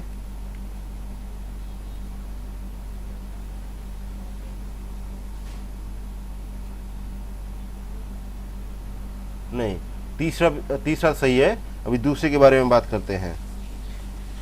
तो यहाँ पे मिनिकॉय व लक्षद्वीप के मध्य जो है मिनिकॉय व लक्षद्वीप के मध्य जो है 9 डिग्री चैनल और मालदीव व मिनिकॉय के मध्य 8 डिग्री चैनल तथा लिटिल अंडमान और अंडमान निकोबार के मध्य जो है 10 डिग्री चैनल स्थित है। इसलिए दूसरा स्टेटमेंट गलत था। तो यहाँ पे ए ऑप्शन करेक्ट आंसर हो जाएगा, केवल तीसरा ही स्टेटमेंट यहाँ पे सही है। नेक्स्ट है क्वेश्चन नंबर 62 है, जोजिला दर्रा किस पर्वत श्रेणी में स्थित है। तो जोजिला पर्वत जो है जास्कर जो है पर्वत श्रेणी के मध्य स्थित है। ए ऑप्शन करेक्ट आंसर है।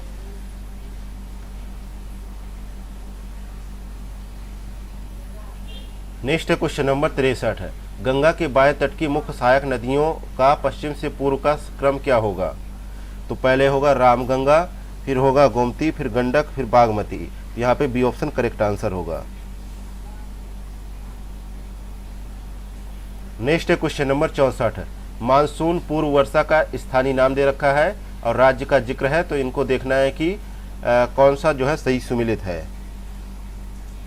तो यहाँ पे मानसून पूर्व वर्षा प्राप्त होती है, जो औसत वार्षिक वर्षा का लगभग 10% होती है और विभिन्न भागों में इस वर्षा के अलग अलग स्थानीय नाम होते हैं।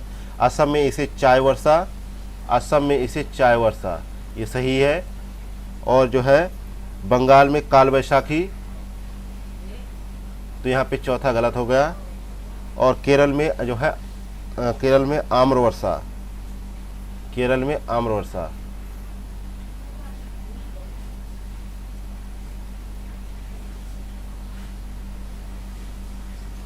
और कर्नाटका में कॉफी वर्षा।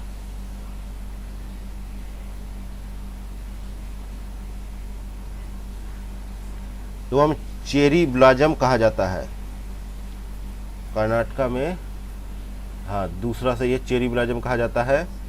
और ओडिशा में इस वर्षा को नार्वेस्टर भी कहा जाता है। तो ये भी सही है। तो टोटल 3 सही है, तो सी ऑप्शन करेक्ट आंसर हो जाएगा। नेक्स्ट है क्वेश्चन नंबर 65 है, निम्न प्रकार के गुण किस प्रकार के लौह अयस्क के हैं। पहला है इसे औषधि सेलों से प्राप्त किया जाता है। दूसरा है ये पीले रंग का होता है। तीसरा है इसे जो है जल योजित लोहे का ऑक्साइड भी कहते हैं। चौथा कथन है इसमें जो है 35 से 50% तक लोहे का अंश होता है। तो यहाँ पे कौन से लोहे का जो है ये विशेषताएं हैं। तो ये जो है लिमोनाइट की विशेषताएं हैं। ए ऑप्शन करेक्ट आंसर है। अगला क्वेश्चन नंबर 66 है, निम्न में से कौन से जनजाति समूह प्रोटो ऑस्ट्रेलॉइड प्रजाति से संबंधित है। संथाल, कनौटा, मारिया, भील और जो है बदागा। तो यहाँ पे करेक्ट आंसर है पहला, तीसरा और चौथा। पहला, तीसरा और चौथा, बी ऑप्शन करेक्ट आंसर है। जबकि जो है कनौटा जो है मंगोल प्रजाति की जो है जनजाति समूह है, और जो है बदागा जो है द्रविड़ प्रजाति की जनजाति समूह है। नेक्स्ट क्वेश्चन नंबर 67 है, मिलान करना है एल्युमिनियम उद्योग का स्थापना में सहयोगी देशों के साथ। तो जो है जो नाल्को है इसकी स्थापना जो है 1981 में हुई फ्रांस के सहयोग से। अगला है बाल्को की स्थापना 1965 में हुई सोवियत संघ के सहयोग से।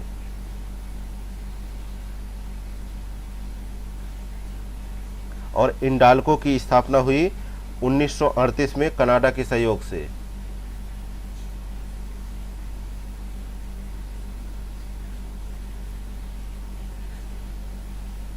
और वेदांता की स्थापना हुई 1976 में जर्मनी के सहयोग से। और माल्को की स्थापना हुई 1965 में इटली के सहयोग से। और जो है हिंडाल्को की स्थापना हुई जो है 1958 में संयुक्त राज्य अमेरिका के सहयोग से। तो इस प्रकार से यहाँ पे सी ऑप्शन करेक्ट आंसर हो जाएगा।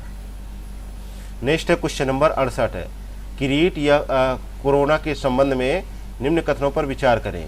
पहला कथन है कि यह सूर्य के वायुमंडल की तीसरी परत के रूप में जाना जाता है। दूसरा कथन है यह केवल पूर्ण चंद्रग्रहण के दौरान ही देखा जा सकता है।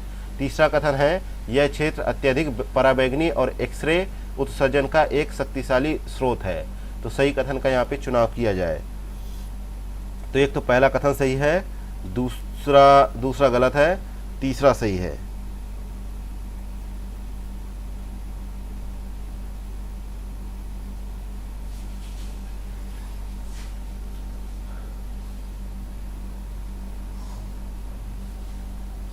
क्योंकि यह जो है केवल पूर्ण जो है सूर्य ग्रहण के समय ही देखा जा सकता है, ना कि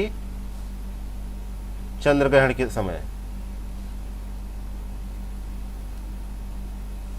तो यहाँ पे पहला तीसरा सही है, बी ऑप्शन करेक्ट आंसर हो जाएगा। और सूरज की जो है कोरोना में तापमान जो है 20 लाख डिग्री सेल्सियस तक जो है पहुंच जाता है। और जैसे ही जो है गैसें ठंडी होती हैं वे सौर पवन बन जाती हैं, और यह क्षेत्र अत्यधिक पराबैंगनी और एक्सरे उत्सर्जन का एक शक्तिशाली स्रोत माना जाता है। नेक्स्ट है क्वेश्चन नंबर 69, मिलान करना है सूची फर्स्ट का सूची सेकंड से। तो सूची फर्स्ट में दे रखा है जल संधि, और जो है सूची सेकंड में दे रखा है ये जल संधियां किनको आपस में जोड़ती हैं ये बताना है आपको। तो जो है ओरंटो जल संधि के माध्यम से जो है एड्रियाटिक सागर एवं आयोनियन सागर को आपस में जोड़ा गया है। तो यहाँ पे इसका मिलान चौथे से हो जाएगा। अगला है टॉरस जल संधि, इसके माध्यम से अराफुरा सागर एवं पापुआ की खाड़ी को जोड़ा गया है। तो यहाँ तीसरे से मिलान हो जाएगा। अगला है बॉस्फोरस जल संधि है, ये जो है काला सागर और जो है मरमरा सागर को जोड़ा गया है, दूसरे से मिलान हो जाएगा। अगला है डोअर जल संधि, इसके माध्यम से इंग्लिश चैनल और उत्तरी सागर को जोड़ा गया है। तो इस प्रकार यहाँ पे कोड बना सी ऑप्शन का। नेक्स्ट है क्वेश्चन नंबर 70, निम्नलिखित युग्मों पर विचार करें तथा गलत युग्म का चयन करें। तो अंतर्राष्ट्रीय सीमा का मिलान करना है देश से। तो जो है 17वीं समानांतर रेखा का मिलान होगा उत्तरी वियतनाम और दक्षिणी वियतनाम की सीमा से, लेकिन यहाँ वियतनाम और चीन दे रखा है, तो गलत का चुनना है। तो गलत यही है, बाकी जो है सही है। नेक्स्ट है क्वेश्चन नंबर 71, निम्नलिखित युग्मों पर विचार करें तथा गलत युग्म का चयन करें। घास के मैदान का मिलान करना है उनकी अवस्थिति से। तो यहाँ पे देखा जाए गलत युग्म को चुनना है। तो घास के मैदान दे रखे हैं, तो यहाँ पे कैंटरबरी जो है न्यूजीलैंड में है, ना कि उरुग्वे में। तो ये यहाँ पे सही जवाब हो जाएगा, क्योंकि गलत के लिए पूछा गया था। तो गलत बी ऑप्शन है, बाकी सही है। नेक्स्ट है क्वेश्चन नंबर 72, निम्नलिखित में से कौन सा रेगिस्तान अफ्रीका में स्थित है। कालाहारी रेगिस्तान, जो है अटाकामा मरुस्थल, जो है नावीब रेगिस्तान, सहारा रेगिस्तान। तो यहाँ पे जो है पहला तीसरा और चौथा अफ्रीका में स्थित है। बाकी जो है अटाकामा रेगिस्तान दक्षिण अमेरिका के प्रशांत तट पर चिली के उत्तर में स्थित है। तो यहाँ पे ये नहीं है, तो यहाँ पे सी ऑप्शन करेक्ट आंसर हो जाएगा। नेक्स्ट है क्वेश्चन नंबर 73, अंतरिम सरकार 1946 के संबंध में निम्न युग्मों पर विचार करें। पहला है जॉन मथाई को खनन एवं ऊर्जा मंत्रालय मिला, लियाकत अली खां को वित्त, अशरफ अली को रेलवे एवं परिवहन, जोगेंद्र नाथ मंडल को डाक एवं वायु और CH भाभा को वाणिज्य। तो इनका मिलान किया जाए तो यहाँ पे पूछा गया है कौन सा सही सुमेलित है। तो जॉन मथाई को मिला उद्योग एवं नागरिक आपूर्ति मंत्रालय, इसलिए ये गलत है। लियाकत अली को वित्त मिला, ये सही है। अशरफ अली को रेलवे एवं परिवहन मिला, ये भी सही है। जोगेंद्र नाथ मंडल को मिला विधि जो है मंत्रालय, ये भी गलत है। CH भाभा को मिला खान एवं ऊर्जा मंत्रालय, ये भी गलत है। यहाँ पे दूसरा तीसरा सही है, इसलिए डी ऑप्शन करेक्ट आंसर हो जाएगा। अगला है क्वेश्चन नंबर 74। एक तरफ विषय दे रखा है, दूसरी तरफ जो है अनुच्छेद दे रखा है। तो इनका मिलान किया जाए तो धन विधेयक की परिभाषा जो है 110 अनुच्छेद में आती है, तो ये गलत है। और राज्यपाल की नियुक्ति जो है 155 अनुच्छेद के अंतर्गत आता है, तो ये जो है दूसरा सही है। राज्यों में विधान परिषदों का उत्साधन या सृजन 169 अनुच्छेद के तहत आता है, ये भी सही है। 6 वर्ष से कम आयु वाले बालकों के लिए निःशुल्क और अनिवार्य शिक्षा का उपबंध जो है अनुच्छेद 45 के तहत आता है, ये भी सही है। तो यहाँ पे सही के लिए पूछा गया है, तो सी ऑप्शन करेक्ट हो जाएगा। 3 जो है युग में सही सुमेलित है। अगला है क्वेश्चन नंबर 75। निम्नलिखित कथनों पर विचार करें तथा सही कथन का चयन करें। पहला कथन है कि राज्य की सीमा परिवर्तन या नाम बदलने से पूर्व संसद को राज्य से अनुमति लेना आवश्यक होता है। दूसरा कथन है कि उपरोक्त परिवर्तन से संबंधित किसी अध्यादेश में राष्ट्रपति की पूर्व मंजूरी की आवश्यकता होती है। तीसरा कथन है संविधान द्वारा क्षेत्रीय एकता या राज्य के अस्तित्व की गारंटी नहीं दी गई है। तो यहाँ पे पूछा गया है कौन सा कथन यहाँ पे सही है। तो यहाँ पे जो है अनुच्छेद 3 में जो है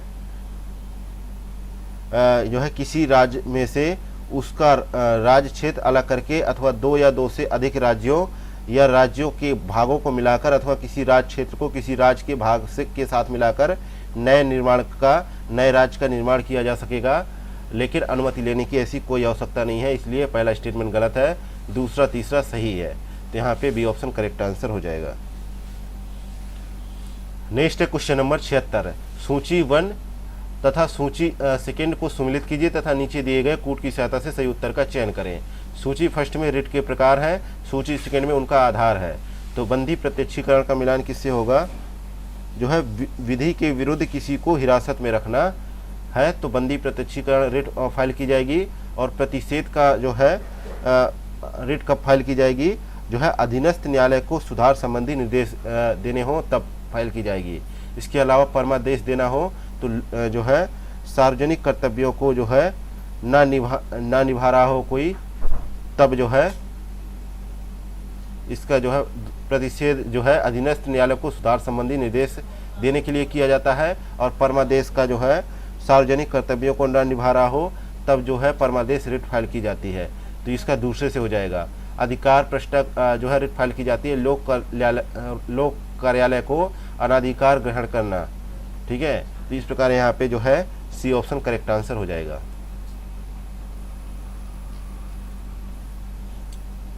नेक्स्ट है क्वेश्चन नंबर 77।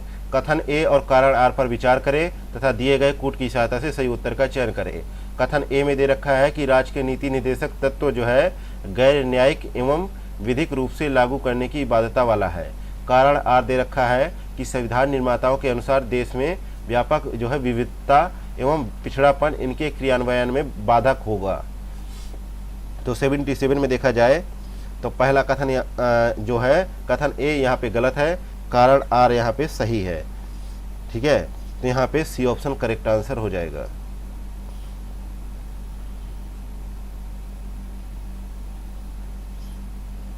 क्योंकि देखा जाए तो संविधान निर्माताओं ने जो है नीति निर्देशक सिद्धांतों को न्यायिक एवं विधि रूप से लागू करने की बाध्यता वाला नहीं बनाया है, क्योंकि देश के पास उन्हें लागू करने के लिए पर्याप्त वित्तीय संसाधन नहीं थे और देश में व्यापक विविधता एवं पिछड़ापन इनके क्रियान्वयन में बाधक होगा।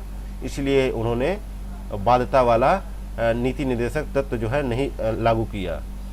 नेक्स्ट है क्वेश्चन नंबर 78। मिलान करना है, संविधान संशोधन का मिलान करना है उनके मुख्य कार्यों से।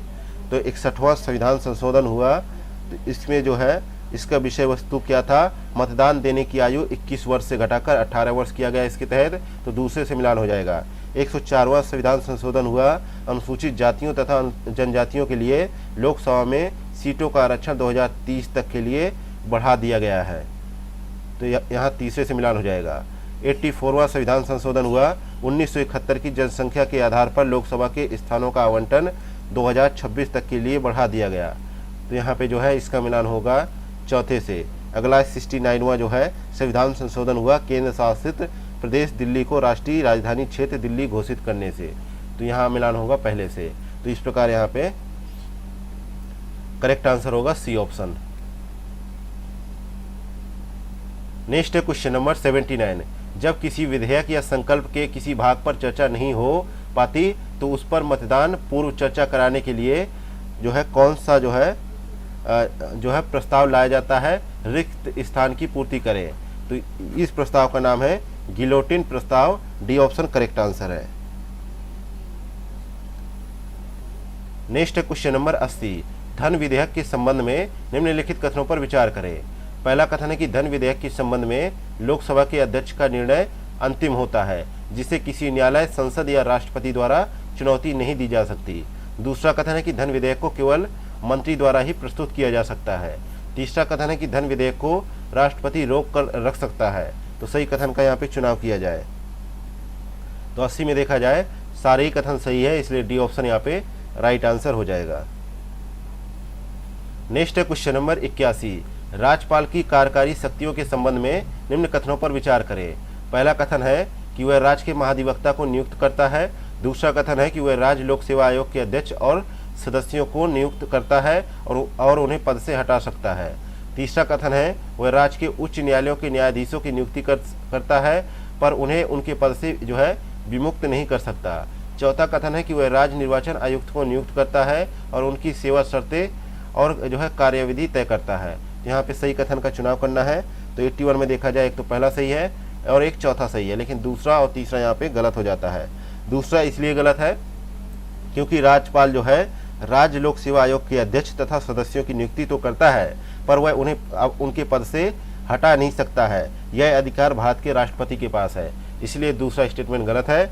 और तीसरा इसलिए असत्य है क्योंकि उच्च न्यायालय के न्यायाधीशों की नियुक्ति भारत के राष्ट्रपति के द्वारा की जाती है तथा एक विशेष संवैधानिक प्रक्रिया के द्वारा ही उनको उनके पद से हटाया जा सकता है, इसलिए तीसरा भी गलत है। तो यहाँ पे पहला चौथा सही है, सी ऑप्शन करेक्ट आंसर हो जाएगा। नेक्स्ट है क्वेश्चन नंबर 82।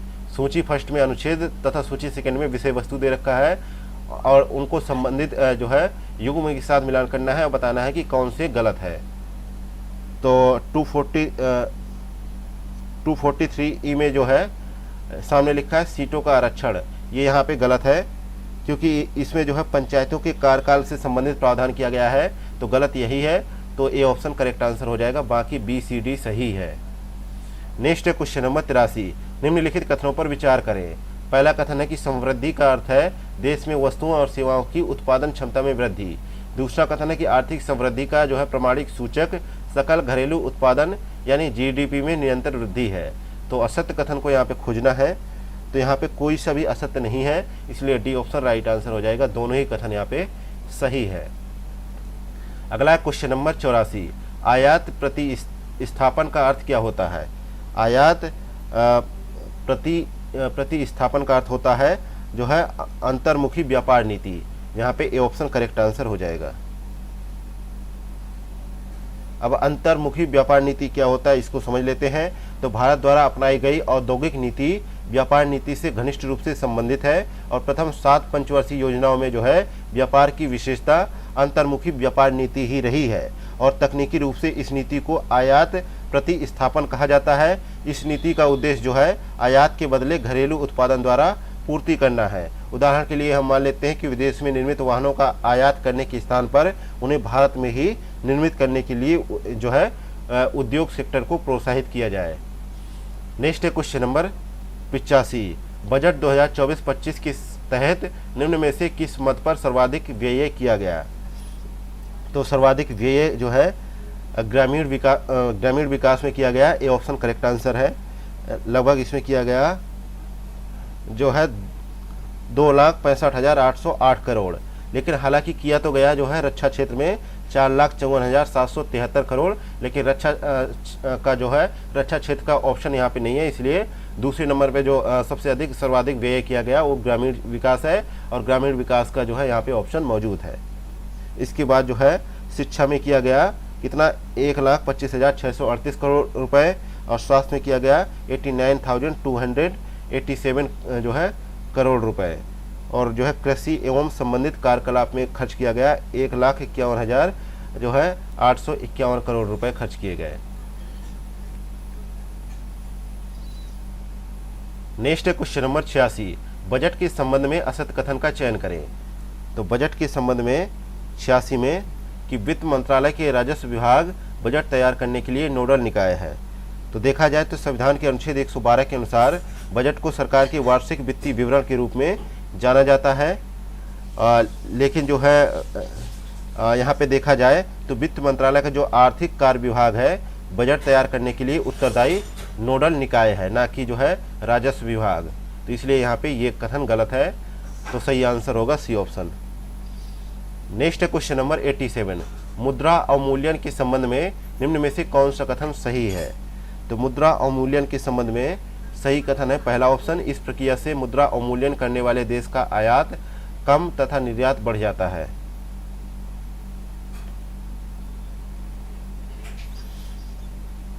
नेक्स्ट है क्वेश्चन नंबर 88, प्रति व्यक्ति आय बराबर ए अपॉन कुल जो है जनसंख्या। तो ए की जगह क्या आएगा, तो ए की जगह आएगा राष्ट्रीय आय, राष्ट्रीय आय होगा, सी ऑप्शन यहाँ पे करेक्ट आंसर होगा।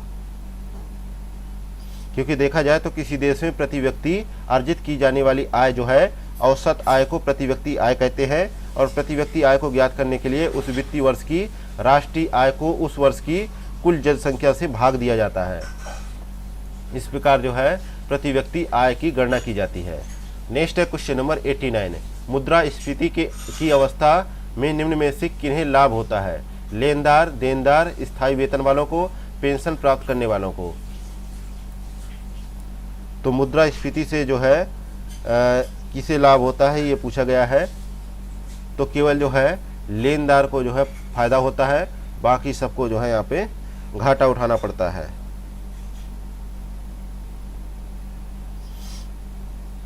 क्योंकि जो है दीर्घकाल में जो है लॉन्ग टर्म पीरियड में जो है लेनदार को जो है वास्तविक मूल्य से कम मूल्य की मुद्रा लौटानी पड़ेगी। नेक्स्ट है क्वेश्चन नंबर 90, निम्नलिखित में से कौन सी पंचवर्षीय योजना मानव संसाधन विकास पर केंद्रित थी। तो इस पंचवर्षीय योजना का नाम है 8वीं पंचवर्षीय योजना, डी ऑप्शन करेक्ट आंसर है। नेक्स्ट है क्वेश्चन नंबर 91, मिलान करना है सूची फर्स्ट का सूची सेकंड से। तो कुछ समितियां हैं और उनसे संबंधित विषय है। तो भंडारी समिति का जो विषय था वो क्षेत्रीय ग्रामीण बैंकों की पुनर्संरचना से संबंधित था, तो इसका मिलान हो जाएगा चौथे से। स्वामीनाथन समिति का संबंध था जनसंख्या नीति से, तो तीसरे से मिलान हो जाएगा। रंगराजन समिति का मिलान होगा भुगतान संतुलन से, दूसरे से मिलान होगा। राजा चिलैया समिति का जो है मिलान होगा कर सुधार से। तो इस प्रकार यहाँ पे डी ऑप्शन करेक्ट आंसर हो जाएगा। नेक्स्ट है क्वेश्चन नंबर 92, आर्थिक नियोजन विषय है। तो आर्थिक नियोजन जो है समवर्ती सूची का विषय है, सी ऑप्शन करेक्ट आंसर है। इसके अंतर्गत जो है समवर्ती सूची के अंतर्गत जो है शिक्षा, आर्थिक नियोजन, बिजली, श्रमिक संघ, वन आदि विषय आते हैं। और समवर्ती सूची वह विषय होता है जिसमें केंद्र और राज्य दोनों को कानून बनाने का अधिकार होता है। नेक्स्ट है क्वेश्चन नंबर 93, चालू खाता के घटकों में शामिल है। पहला है वस्तुओं का आयात, सेवा में व्यापार, तीसरा है वस्तुओं का निर्यात, चौथा है उपहार, पांचवा है प्रेषित धन। तो 93 का करेक्ट आंसर है, ये पांचों ही सही है, इसलिए डी ऑप्शन यहाँ पे राइट आंसर हो जाएगा। अगला है क्वेश्चन नंबर 94, बैंक दर में वृद्धि सामान्यतः इस बात का संकेतक है कि जो है केंद्रीय बैंक महंगी मुद्रा नीति का अनुसरण कर रहा है। तो यहाँ पे डी ऑप्शन करेक्ट आंसर हो जाएगा, क्योंकि भारतीय रिजर्व बैंक द्वारा जो है बैंक दर में वृद्धि से वाणिज्यिक बैंकों द्वारा भारतीय रिजर्व बैंक से लिए गए उधारों की ब्याज लागत बढ़ जाती है, जिसे पूरा करने के लिए वे अपने ग्राहकों को दिए जाने वाले उधारों पर जो है ब्याज दर को बढ़ा देते हैं। अगला है क्वेश्चन नंबर 95, अल्पकाल में भारतीय रिजर्व बैंक जिस ब्याज दर पर व्यापारिक बैंकों को उधार देता है उसे क्या कहा जाता है? तो उसे रेपो दर कहा जाता है। डी ऑप्शन करेक्ट आंसर है। नेक्स्ट है क्वेश्चन नंबर 96। बिहार के उस क्रांतिकारी का नाम बताइए जिसने सितंबर 1928 में हिंदुस्तान सोशलिस्ट रिपब्लिकन आर्मी की बैठक में भाग लिया। तो उनका नाम है जो है Phanindra Nath Ghosh. A option correct answer है। और हिंदुस्तान सोशलिस्ट रिपब्लिकन आर्मी की स्थापना 1928 में दिल्ली के फिरोज शाह कोटला मैदान में इसकी स्थापना हुई। नेक्स्ट है क्वेश्चन नंबर 97। बिहार में व्यक्तिगत सत्याग्रह के दूसरे सत्याग्रही कौन थे? तो इनका नाम था अनुग्रह नारायण सिन्हा। और बिहार में व्यक्तिगत सत्याग्रह की शुरुआत 28 नवंबर 1940 को हुई। और पहले सत्याग्रही श्री कृष्ण सिंह थे जो बिहार के मुख्यमंत्री भी बने। तो यहाँ पे सी ऑप्शन करेक्ट आंसर होगा। अगला क्वेश्चन नंबर 98। बिहार में असहयोग आंदोलन के दौरान नवंबर 2020 में किस स्थान पर नशाबंदी आंदोलन चलाया गया था? तो नशाबंदी आंदोलन कहाँ चलाया गया? जो है शाहाबाद के डुमराव गांव में नशाबंदी आंदोलन चलाया गया। और 13 नवंबर 1920 को नशाखोरी छोड़ने की अपील की गई। तो यहाँ पे सी ऑप्शन करेक्ट आंसर होगा। अगला है क्वेश्चन नंबर 99। वनावरण के प्रतिशत की दृष्टि से बिहार के निम्नलिखित जिलों का सही अवरोही क्रम क्या है? तो यहाँ पे कैमूर में 31 पॉइंट जो है 56% है। और जमुई में 21 पॉइंट जो है 34%। नवादा में 20.72%। मुंगेर में 20.16%। तो इस प्रकार यहाँ पे बी ऑप्शन करेक्ट आंसर हो जाएगा। अगला है क्वेश्चन नंबर 100। बिहार की किस जनजाति ने कांग्रेस के गया अधिवेशन में भाग लिया था? तो उस जनजाति का नाम है उराव जनजाति। तो इसलिए यहाँ पे बी ऑप्शन करेक्ट हो जाएगा। केवल उराव जनजाति ने ही भाग लिया था। और यह अधिवेशन 37वां अधिवेशन था कांग्रेस का, जो गया में 1922 में किया गया था। और इस अधिवेशन के अध्यक्ष जो थे देशबंधु चित्तरंजन दास थे। और इस अधिवेशन में कांग्रेस द्वारा विधायिका में भाग लेने का बहिष्कार करने का निर्णय लिया गया।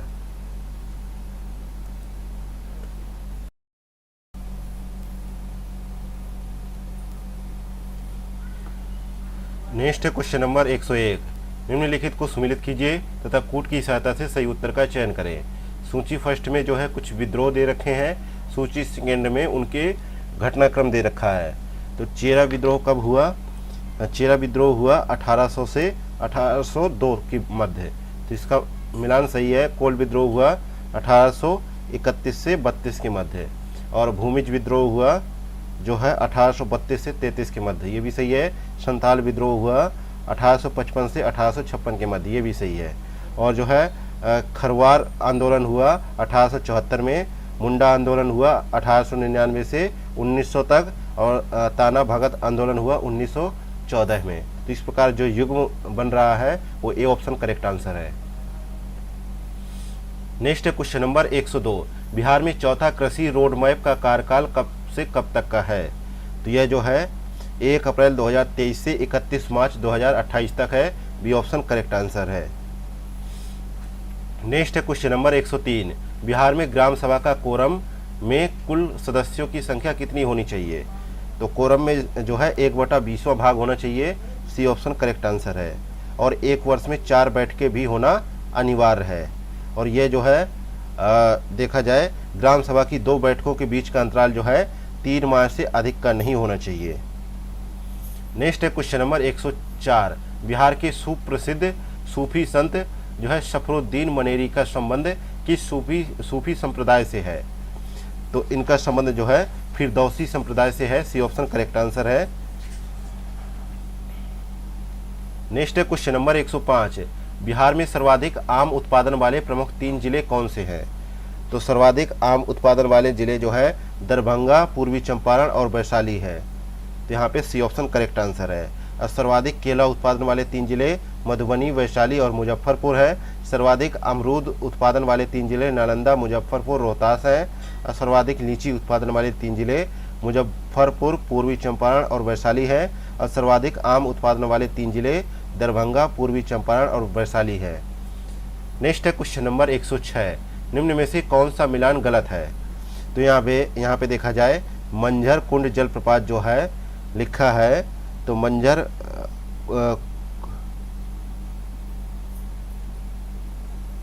मंझर कुंड जो है जलप्रपात जो है सासाराम रोहतास में है।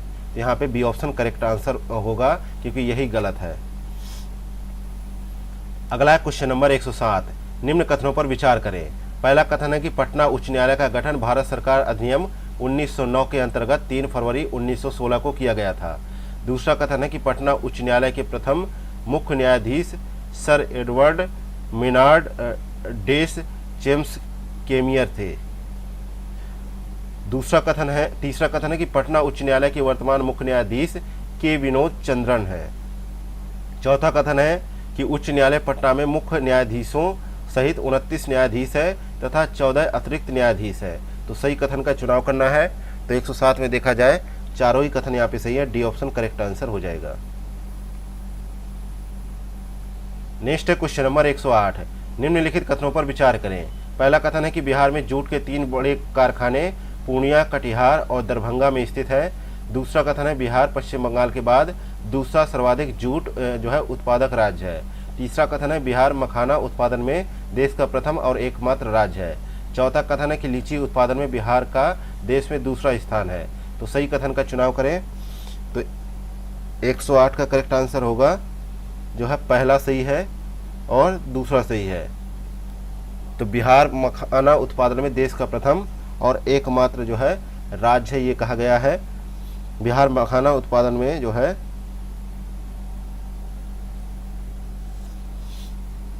बिहार मखाना उत्पादन में देश का प्रथम और एकमात्र जो है राज्य है। और बिहार में जो है जूट उत्पादन के 3 कारखाने कहाँ हैं? पूर्णिया, कटिहार और दरभंगा में, ये भी सही है। और जो है पूर्णिया के जो है मरांगा में एक जूट पार्क स्थापित किया जा रहा है। और बिहार पश्चिम बंगाल के बाद दूसरा सर्वाधिक जूट उत्पादक राज्य है। लीची उत्पादन में बिहार देश का प्रथम जो है राज्य है।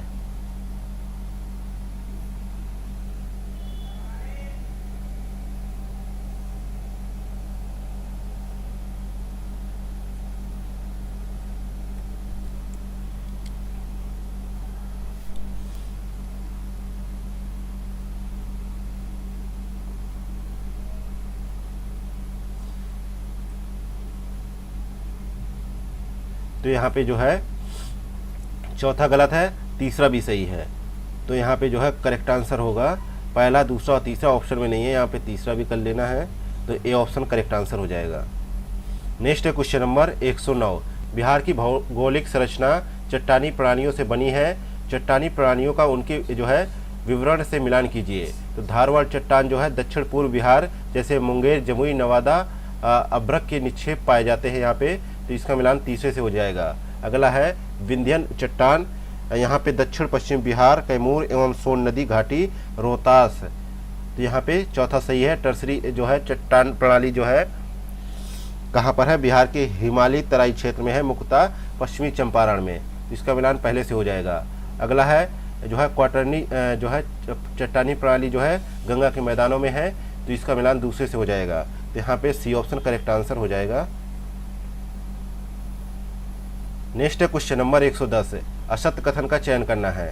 तो यहाँ पे देखा जाए तो यहाँ पे चैता दे रखा है। चैता जो है यह चैत माह में गाया जाने वाला लोकगीत है, ना कि फागुन माह में। तो डी ऑप्शन यहाँ पे असत्य कथन था। डी ऑप्शन करेक्ट आंसर हो जाएगा। अगला क्वेश्चन नंबर 111 है। विधेयक निर्माण 2024 के संबंध में निम्नलिखित कथनों पर विचार करें। पहला कथन है कि गुजरात सरकार ने यह विधेयक पारित किया है। दूसरा कथन है ये बुनियादी ढांचा क्षेत्र से संबंधित है। तो उपरोक्त में से कौन सा कथन सही है? तो 111 का देखा जाए तो ना तो पहला सही है ना तो दूसरा सही है, इसलिए डी ऑप्शन करेक्ट आंसर है। क्योंकि देखा जाए तो उत्तर प्रदेश सरकार ने राज्य में निवेश को बढ़ावा देने के लिए जो है विनिर्माण क्षेत्र विधेयक 2024 को पारित किया है, ना कि गुजरात सरकार ने। नेक्स्ट क्वेश्चन नंबर 112 है। दिव्य कला मेला और दिव्य कला शक्ति के संबंध में कौन सा कथन जो है सही है, इस पर विचार करना है। तो पहला कथन है इसका आयोजन पर्यटन मंत्रालय द्वारा किया गया था। दूसरा कथन है इसका आयोजन जयपुर में किया गया था। तीसरा कथन है इसका उद्देश्य देश भर के दिव्यांग उद्यमियों और कारीगरों की प्रतिभा को उजागर करना है। तो उपरोक्त कथनों में से कितने कथन यहाँ पे सही है? तो यहाँ पे केवल तीसरा कथन सही है। तो यहाँ पे ए ऑप्शन करेक्ट आंसर हो जाएगा। पहला कथन इसलिए गलत है क्योंकि इसका जो है आयोजन जो है सामाजिक न्याय एवं अधिकारिता मंत्रालय द्वारा किया गया, और इसमें जो है इसका आयोजन उड़ीसा के भुवनेश्वर में किया गया, ना कि जयपुर में, इसलिए पहला दूसरा गलत है।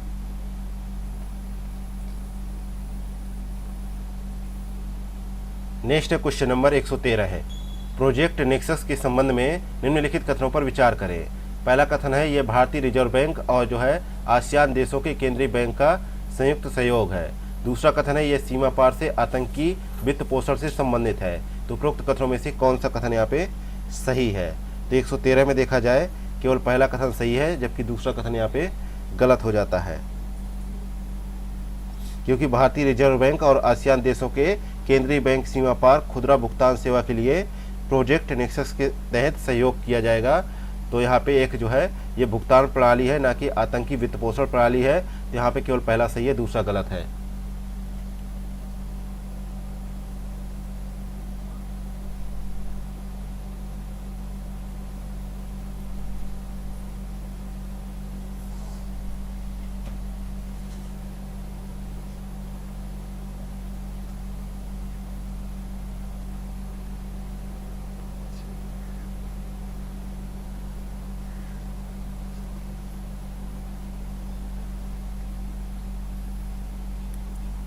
नेक्स्ट क्वेश्चन नंबर 114 है, भारत का कौन सा राज्य 10 वर्षों के लिए सड़क सुरक्षा कार्य योजना अपनाने वाला पहला राज्य बन गया है?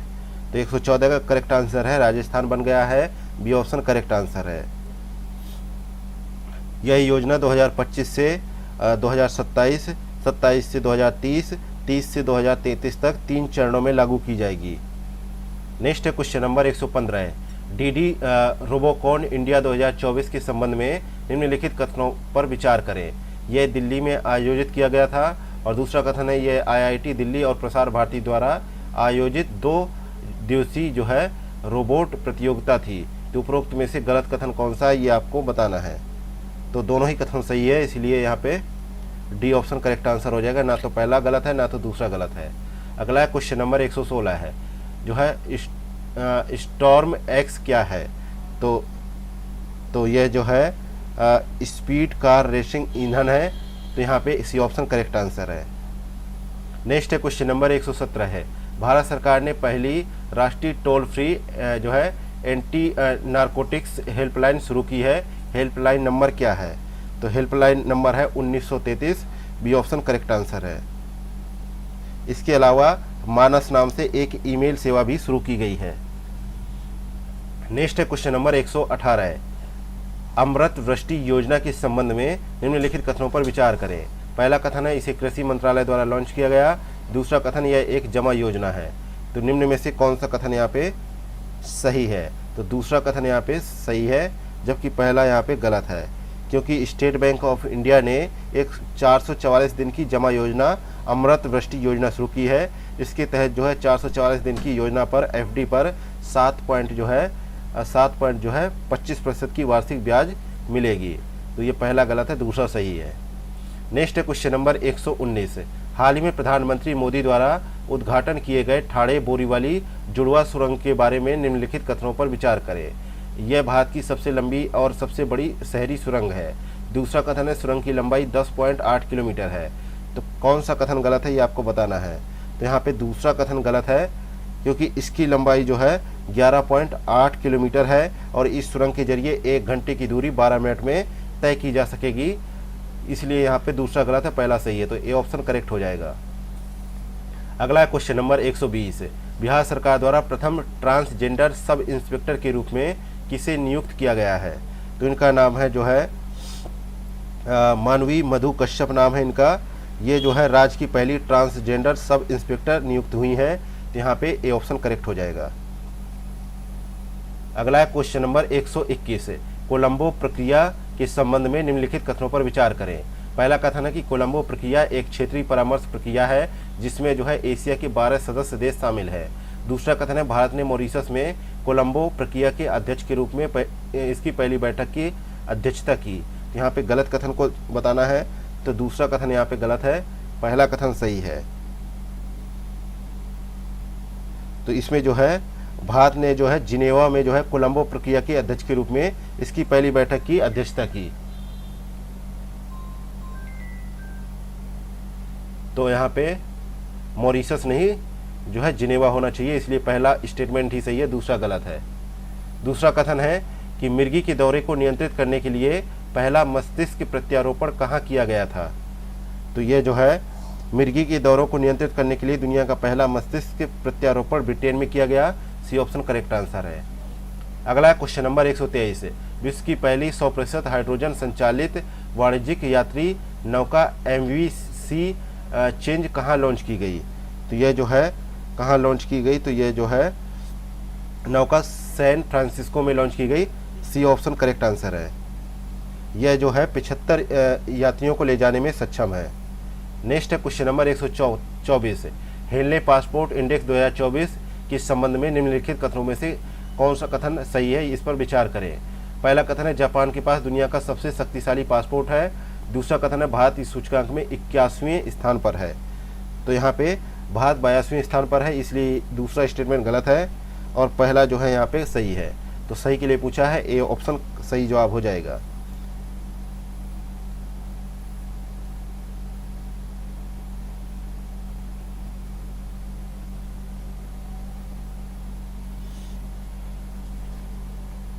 नेक्स्ट है क्वेश्चन नंबर 125 है, किस देश ने भारत को मोंगला बंदरगाह के टर्मिनल के संचालन का अधिकार दिया है। तो ये मोंगला बंदरगाह जो है कहाँ पे है, ये बांग्लादेश में है।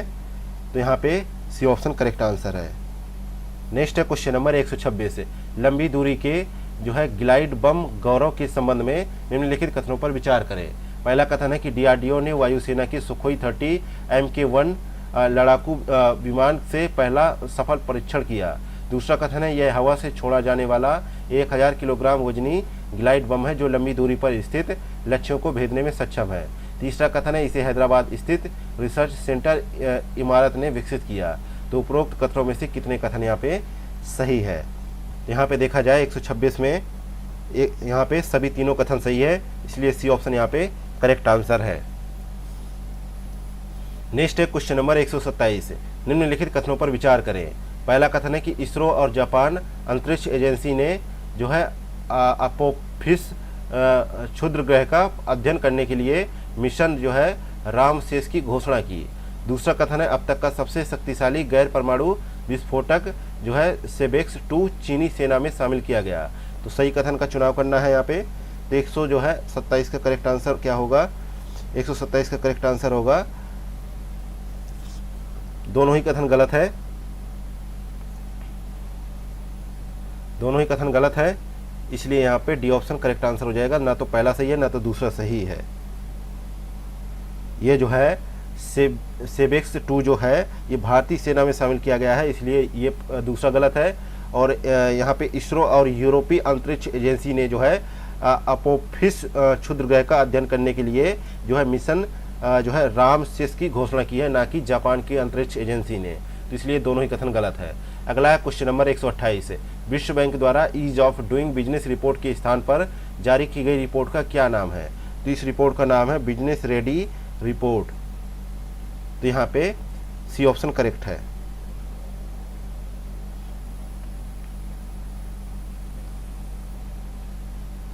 नेक्स्ट है क्वेश्चन नंबर 129 है, निम्नलिखित कथनों पर विचार करें। पहला कथन है कि बांग्लादेश ने भारत के साथ जो है अनुसंधान और सांस्कृतिक क्षेत्रों में सहयोग के आदान प्रदान के लिए मैत्री अनुदान की घोषणा की है। दूसरा कथन है मलेशिया ने आवारा कुत्तों को सड़कों से हटाने और उन्हें आश्रय स्थलों में भेजने के लिए नरसंहार कानून पेश किया है। तो सही कथन का चुनाव करना है। तो 129 में देखा जाए ना तो पहला सही है ना तो दूसरा सही है, इसलिए डी ऑप्शन करेक्ट आंसर हो जाएगा। क्योंकि जो है ऑस्ट्रेलिया ने भारत के साथ जो है अनुसंधान और सांस्कृतिक क्षेत्रों में सहयोग के आदान प्रदान के लिए मैत्री अनुदान घोषणा की है, इसलिए पहला गलत है। और जो है तुर्की ने आवारा कुत्तों के लिए यह कानून नरसंहार कानून पेश किया है, ना कि मलेशिया ने। तो दोनों कथन गलत है, इसलिए डी ऑप्शन करेक्ट आंसर हो जाएगा। अगला है क्वेश्चन नंबर 130, निम्नलिखित कथनों पर विचार करें। पहला कथन है कि भारत के विदेश मंत्री एस जयशंकर ने ऑस्ट्रेलिया में मैत्री उद्यान का उद्घाटन किया। दूसरा कथन है कि गेवरा और जो है कुशमुडा कोयला खदानें झारखंड में स्थित है। तो कौन सा कथन यहाँ पे गलत है। तो 130 में देखा जाए तो दोनों ही कथन यहाँ पे गलत है, क्योंकि जयशंकर ने जो है 16 से 17 जुलाई 2024 को मॉरिशस की अपनी 2 दिवसीय यात्रा के दौरान मॉरिशस में जो है मैत्री उद्यान का उद्घाटन किया, ना कि ऑस्ट्रेलिया में, इसलिए पहला गलत है। और ये जो है कोल इंडिया की 2 कोयला खदानें जो है गेवरा और कुसमुंडा छत्तीसगढ़ में है, ना कि झारखंड में, तो ये भी गलत है। अगला क्वेश्चन नंबर 131 है, नेशनल इंस्टीट्यूशनल रैंकिंग फ्रेमवर्क 2024 के संबंध में निम्नलिखित कथनों पर विचार करें। पहला कथन है इसे जो है यूनिवर्सिटी ग्रांट कमीशन द्वारा जारी किया जाता है। दूसरा कथन है आईआईटी मद्रास ने ओवरऑल कैटेगरी में जो है प्रथम स्थान प्राप्त किया है। दूसरा कथन है कि मैनेजमेंट कैटेगरी में शीर्ष स्थान आईआईएम अहमदाबाद को प्राप्त हुआ है। चौथा कथन है कि रिसर्च कैटेगरी में शीर्ष स्थान आईआईएससी बेंगलुरु बना है। तो उपरोक्त में से कितने कथन यहाँ पे सही है? तो 131 में देखा जाए तो यहाँ पे केवल 3 कथन सही है। आईआईटी मद्रास ओवरऑल कैटेगरी में प्रथम स्थान पर है, दूसरा सही है, और ये जो है यूनिवर्सिटी ग्रांट कमीशन द्वारा ये जारी किया गया यूजीसी द्वारा, लेकिन ये शिक्षा मंत्रालय द्वारा जारी किया गया है, इसलिए पहला गलत है, दूसरा तीसरा चौथा सही है। तो सी ऑप्शन करेक्ट हो जाएगा आंसर। नेक्स्ट क्वेश्चन नंबर 132, निम्नलिखित युग्मों में से गलत का मिलान करें। तो सूची फर्स्ट का सूची सेकंड से मिलान करें तो जो है पवन टरबाइन स्थापित करने वाला देश का पहला टाइगर रिजर्व कौन सा है?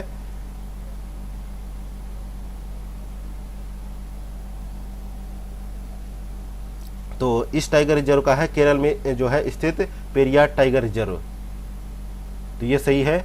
अगला है झूमर नृत्य का प्रदर्शन जो है कहाँ किया गया? असम राज्य में 8000 चाय जनजाति कलाकारों के साथ ये झूमर नृत्य का प्रदर्शन आयोजित किया गया। तो यहाँ पे ये युग्म जो है गलत है। और जो है सैनिटरी पैड के लिए खातों में नगद सहायता राशि भेजने वाला देश का पहला राज्य कौन सा बना है? मध्य प्रदेश बना है, ये भी सही है। अगला है शहीद अग्निवीरों के परिवारों के लिए कारगिल पैकेज की घोषणा करने वाला जो है राज्य है राजस्थान, ये भी सही है। तो यहाँ पे बी ऑप्शन करेक्ट आंसर हो जाएगा क्योंकि यही गलत है। अगला क्वेश्चन नंबर 133 है, अंतर्दृष्टि ब्रेल डेबिट कार्ड किस बैंक द्वारा जारी किया गया? तो यह डेबिट कार्ड जो है पंजाब नेशनल बैंक द्वारा जारी किया गया, सी ऑप्शन करेक्ट आंसर है। यह बैंक जो है इस बैंक द्वारा दृष्टिबाधित ग्राहकों के लिए यह कार्ड जारी किया गया है। अगला क्वेश्चन नंबर 134 है, निम्नलिखित कथनों पर विचार करें।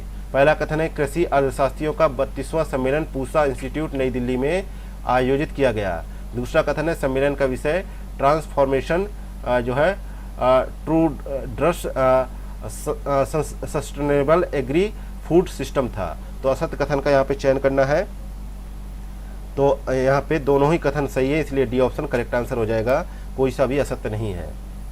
अगला क्वेश्चन नंबर 135 है, निम्नलिखित कथनों पर विचार करें। पहला कथन है वित्त वर्ष 2023-24 में भारत दुनिया का दूसरा सबसे बड़ा एल्यूमिनियम उत्पादक देश बन गया। दूसरा कथन है विश्व व्यापार संगठन की व्यापार सांख्यिकी रिपोर्ट के अनुसार वर्ष 2023 में कृषि निर्यात में भारत का स्थान 8वां था। तीसरा कथन है केंद्रीय ऊर्जा मंत्रालय की रिपोर्ट के अनुसार 2024 में नवीकरणीय ऊर्जा क्षमता 203.01 गीगावाट हो गई। तो सही कथन का चुनाव करना है। तो 135 में देखा जाए तो तीनों ही कथन सही है, इसलिए डी ऑप्शन करेक्ट हो जाएगा। अगला क्वेश्चन नंबर 136 है, भारत का पहला राइस एटीएम कहाँ शुरू किया गया है? तो यह जो है उड़ीसा के भुवनेश्वर में जो है राइस एटीएम शुरू किया गया है, ये ऑप्शन करेक्ट आंसर है। इसके तहत जो है राशन कार्ड धारकों को बायोमेट्रिक प्रक्रिया के जरिए अनाज प्रदान किया जाएगा। अगला क्वेश्चन नंबर 137 है, निम्नलिखित कथनों पर विचार करें। पहला कथन है प्रधानमंत्री आवास योजना 2.0 की कार्यावधि वित्त वर्ष 2024-25 से 2026-27 तक निर्धारित की गई है। दूसरा कथन है इसके तहत ग्रामीण तथा शहरी दोनों इलाकों में 2 करोड़ घर बनाने का लक्ष्य रखा गया है। तो असत्य कथन को चुनना है। तो यहाँ पे देखा जाए तो दोनों ही कथन असत्य हैं, इसलिए यहाँ पे सी ऑप्शन करेक्ट आंसर हो जाएगा, क्योंकि 2024-25 से 2028-29 के दौरान ये जो है 2.0 प्रधानमंत्री आवास योजना का लक्ष्य निर्धारित किया गया है और इसके तहत जो है ग्रामीण इलाकों में 2 करोड़ और शहरी इलाकों में 1 करोड़ घर बनाने का लक्ष्य निर्धारित किया गया है। नेक्स्ट है क्वेश्चन नंबर 138 है, निम्नलिखित कथनों पर विचार करें। पहला कथन है कि कल्पा स्वर्णा चावल की एक किस्म है। दूसरा कथन है नलगंगा वेनगंगा नदी जोड़ो परियोजना गुजरात से संबंधित है। तीसरा कथन है पंजाब राज्य के मुख्यमंत्री द्वारा सभी फसलों को न्यूनतम समर्थन मूल्य पर खरीदने की घोषणा की गई है। चौथा कथन है कि मद्रास उच्च न्यायालय ने मंदिर में रखी मूर्ति को जो है जीवित व्यक्ति के रूप में मान्यता प्रदान की है। तो उपरोक्त में से कितने कथन यहाँ पे सही है? तो पहला, दूसरा और तीसरा यहाँ पे गलत है, चौथा यहाँ पे सही है। तो यहाँ पे एक स्टेटमेंट सही है, तो ए ऑप्शन करेक्ट आंसर हो जाएगा।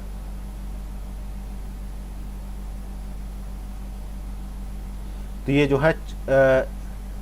जो है कल्पा सुवर्णा जो है एक जो है नारियल की किस्म है, और यह योजना जो है गुजरात की नहीं महाराष्ट्र की है। और हरियाणा के मुख्यमंत्री नायब सिंह सैनी ने जो है राज्य की सभी फसलों का न्यूनतम समर्थन मूल्य निर्धारित किया है। तो यहाँ पे ऊपर के तीनों स्टेटमेंट सही है, चौथा सही है। ऊपर के तीनों स्टेटमेंट गलत है, चौथा सही है। अगला क्वेश्चन नंबर 139 है, विरासत प्रदर्शनी किस मंत्रालय की पहल है? तो विरासत प्रदर्शनी जो है कपड़ा मंत्रालय की पहल है, यहाँ पे बी ऑप्शन करेक्ट आंसर है। नेक्स्ट है क्वेश्चन नंबर 140 है, किस राज्य सरकार ने राज्य में प्रजनन दर में कमी देखते हुए जो है स्थानीय निकाय चुनाव लड़ने हेतु व्यक्तियों के लिए 2 बच्चों के मानदंड को खत्म करने की घोषणा की है? तो आंध्र प्रदेश सरकार ने यह घोषणा की है, डी ऑप्शन करेक्ट आंसर है। अगला है क्वेश्चन नंबर 141 है, 55 विद्यार्थियों की एक कक्षा में 34 को क्रिकेट खेलना पसंद है और 26 को बैडमिंटन खेलना पसंद है। साथ ही कितने विद्यार्थी 2 खेलों में से कम एक खेल खेलना पसंद करते हैं? तो यहाँ पे देखा जाए तो 26 बैडमिंटन, तो ये जो है ये यहाँ पे देखा जाए तो कुल विद्यार्थियों की संख्या कितनी है? 55। क्रिकेट कितने खेलते हैं? 34। तो बैडमिंटन कितने खेलते हैं? 26। तो जो है कुल हो गए 60। अतः दोनों में से कम एक खेल पसंद करने वाले जो है विद्यार्थियों की संख्या कितनी है? तो 60 माइनस जो है 55 करेंगे तो क्या आ जाएगा? 5। सी ऑप्शन करेक्ट आंसर हो जाएगा। अगला है क्वेश्चन नंबर 42 है, निरंतर भिन्न में क्या मान होगा इसका? तो इसका मान होगा 1 होगा, ए ऑप्शन करेक्ट आंसर है। अगला है 143 नंबर क्वेश्चन, यदि n कोई धनात्मक पूर्णांक है तो इस इक्वेशन को हमेशा किससे विभाज्य होगा? यह इक्वेशन तो यह जो है 17 से विभाज्य हो जाएगा, क्योंकि इसको सॉल्व करें तो जो है इसको तोड़ेंगे तो 81 n माइनस 64 n आएगा। तो n इक्वल टू n, तब जो है 81 माइनस 64 आएगा 17। नेक्स्ट है क्वेश्चन नंबर 144 है, एक स्कूल में एथलेटिक जो है टीमों के एक समूह में 21 बास्केटबॉल टीम में, 26 हॉकी टीम में, 29 फुटबॉल टीम में है। अगर 14 हॉकी और बास्केटबॉल खेलते हैं, 12 फुटबॉल और बास्केटबॉल खेलते हैं, 15 हॉकी और फुटबॉल खेलते हैं, 8 तीनों खेलते हैं, तो कितने केवल फुटबॉल खेलेंगे? तो यहाँ पे जो है केवल फुटबॉल खेलने वालों की संख्या 10 होगी, ये ऑप्शन करेक्ट आंसर हो जाएगा। नेक्स्ट है क्वेश्चन नंबर 145 है, एक पिता की आयु उसके पुत्र की आयु से 3 गुना ज़्यादा है। 8 वर्ष के पश्चात जो है पिता की उम्र उसके पुत्र की उम्र के 2.5 गुना हो जाएगी। 7 वर्ष के बाद जो है पिता की उम्र उसके पुत्र की उम्र के कितना गुना हो जाएगी? तो 39/15 गुना हो जाएगी। यहाँ पे ए ऑप्शन करेक्ट आंसर होगा। नेक्स्ट है क्वेश्चन नंबर 146 है, एक दूध वाला 30 लीटर पानी और 70 लीटर दूध का मिश्रण करता है। इस मिश्रण का 1/4 हिस्सा बेचने पर वह उसमें जितना मिश्रण बेचा है उतना ही पानी बचे हुए मिश्रण में डाल देता है। अंतिम मिश्रण में पानी का दूध से कितना अनुपात होगा? तो यह अनुपात जो है 19/21 होगा। बी ऑप्शन करेक्ट आंसर हो जाएगा। नेक्स्ट है क्वेश्चन नंबर 147 है, इस इक्वेशन में देखना है कि क्या आंसर होगा। तो इसमें देखा जाए तो x के लिए एक ही हल है, तो यहाँ पे बी ऑप्शन करेक्ट है। नेक्स्ट है 148 नंबर क्वेश्चन, 2 विद्यार्थियों में 12 एक जैसी कलम बांटने के लिए कितने तरीके होंगे यदि प्रत्येक को कम से कम 2 कलम मिलना आवश्यक है? तो 9 प्रायिकता होगी। बी ऑप्शन करेक्ट आंसर है। अगला क्वेश्चन नंबर 149, यहाँ पे z+1/x का मान क्या होगा? तो यहाँ पे जो है सही जवाब होगा 1 होगा। बी ऑप्शन करेक्ट है। नेक्स्ट है क्वेश्चन नंबर 150 है, यदि चिन्ह प्लस गुणन को, x योग को, माइनस विभाजन को और विभाजन अंतर को और जो है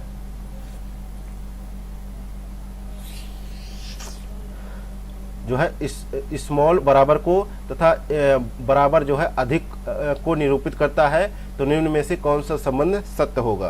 तो इसको सोल्व करने पे जो है ये डी ऑप्शन का जो है संबंध सही होगा। डी ऑप्शन करेक्ट आंसर हो जाएगा।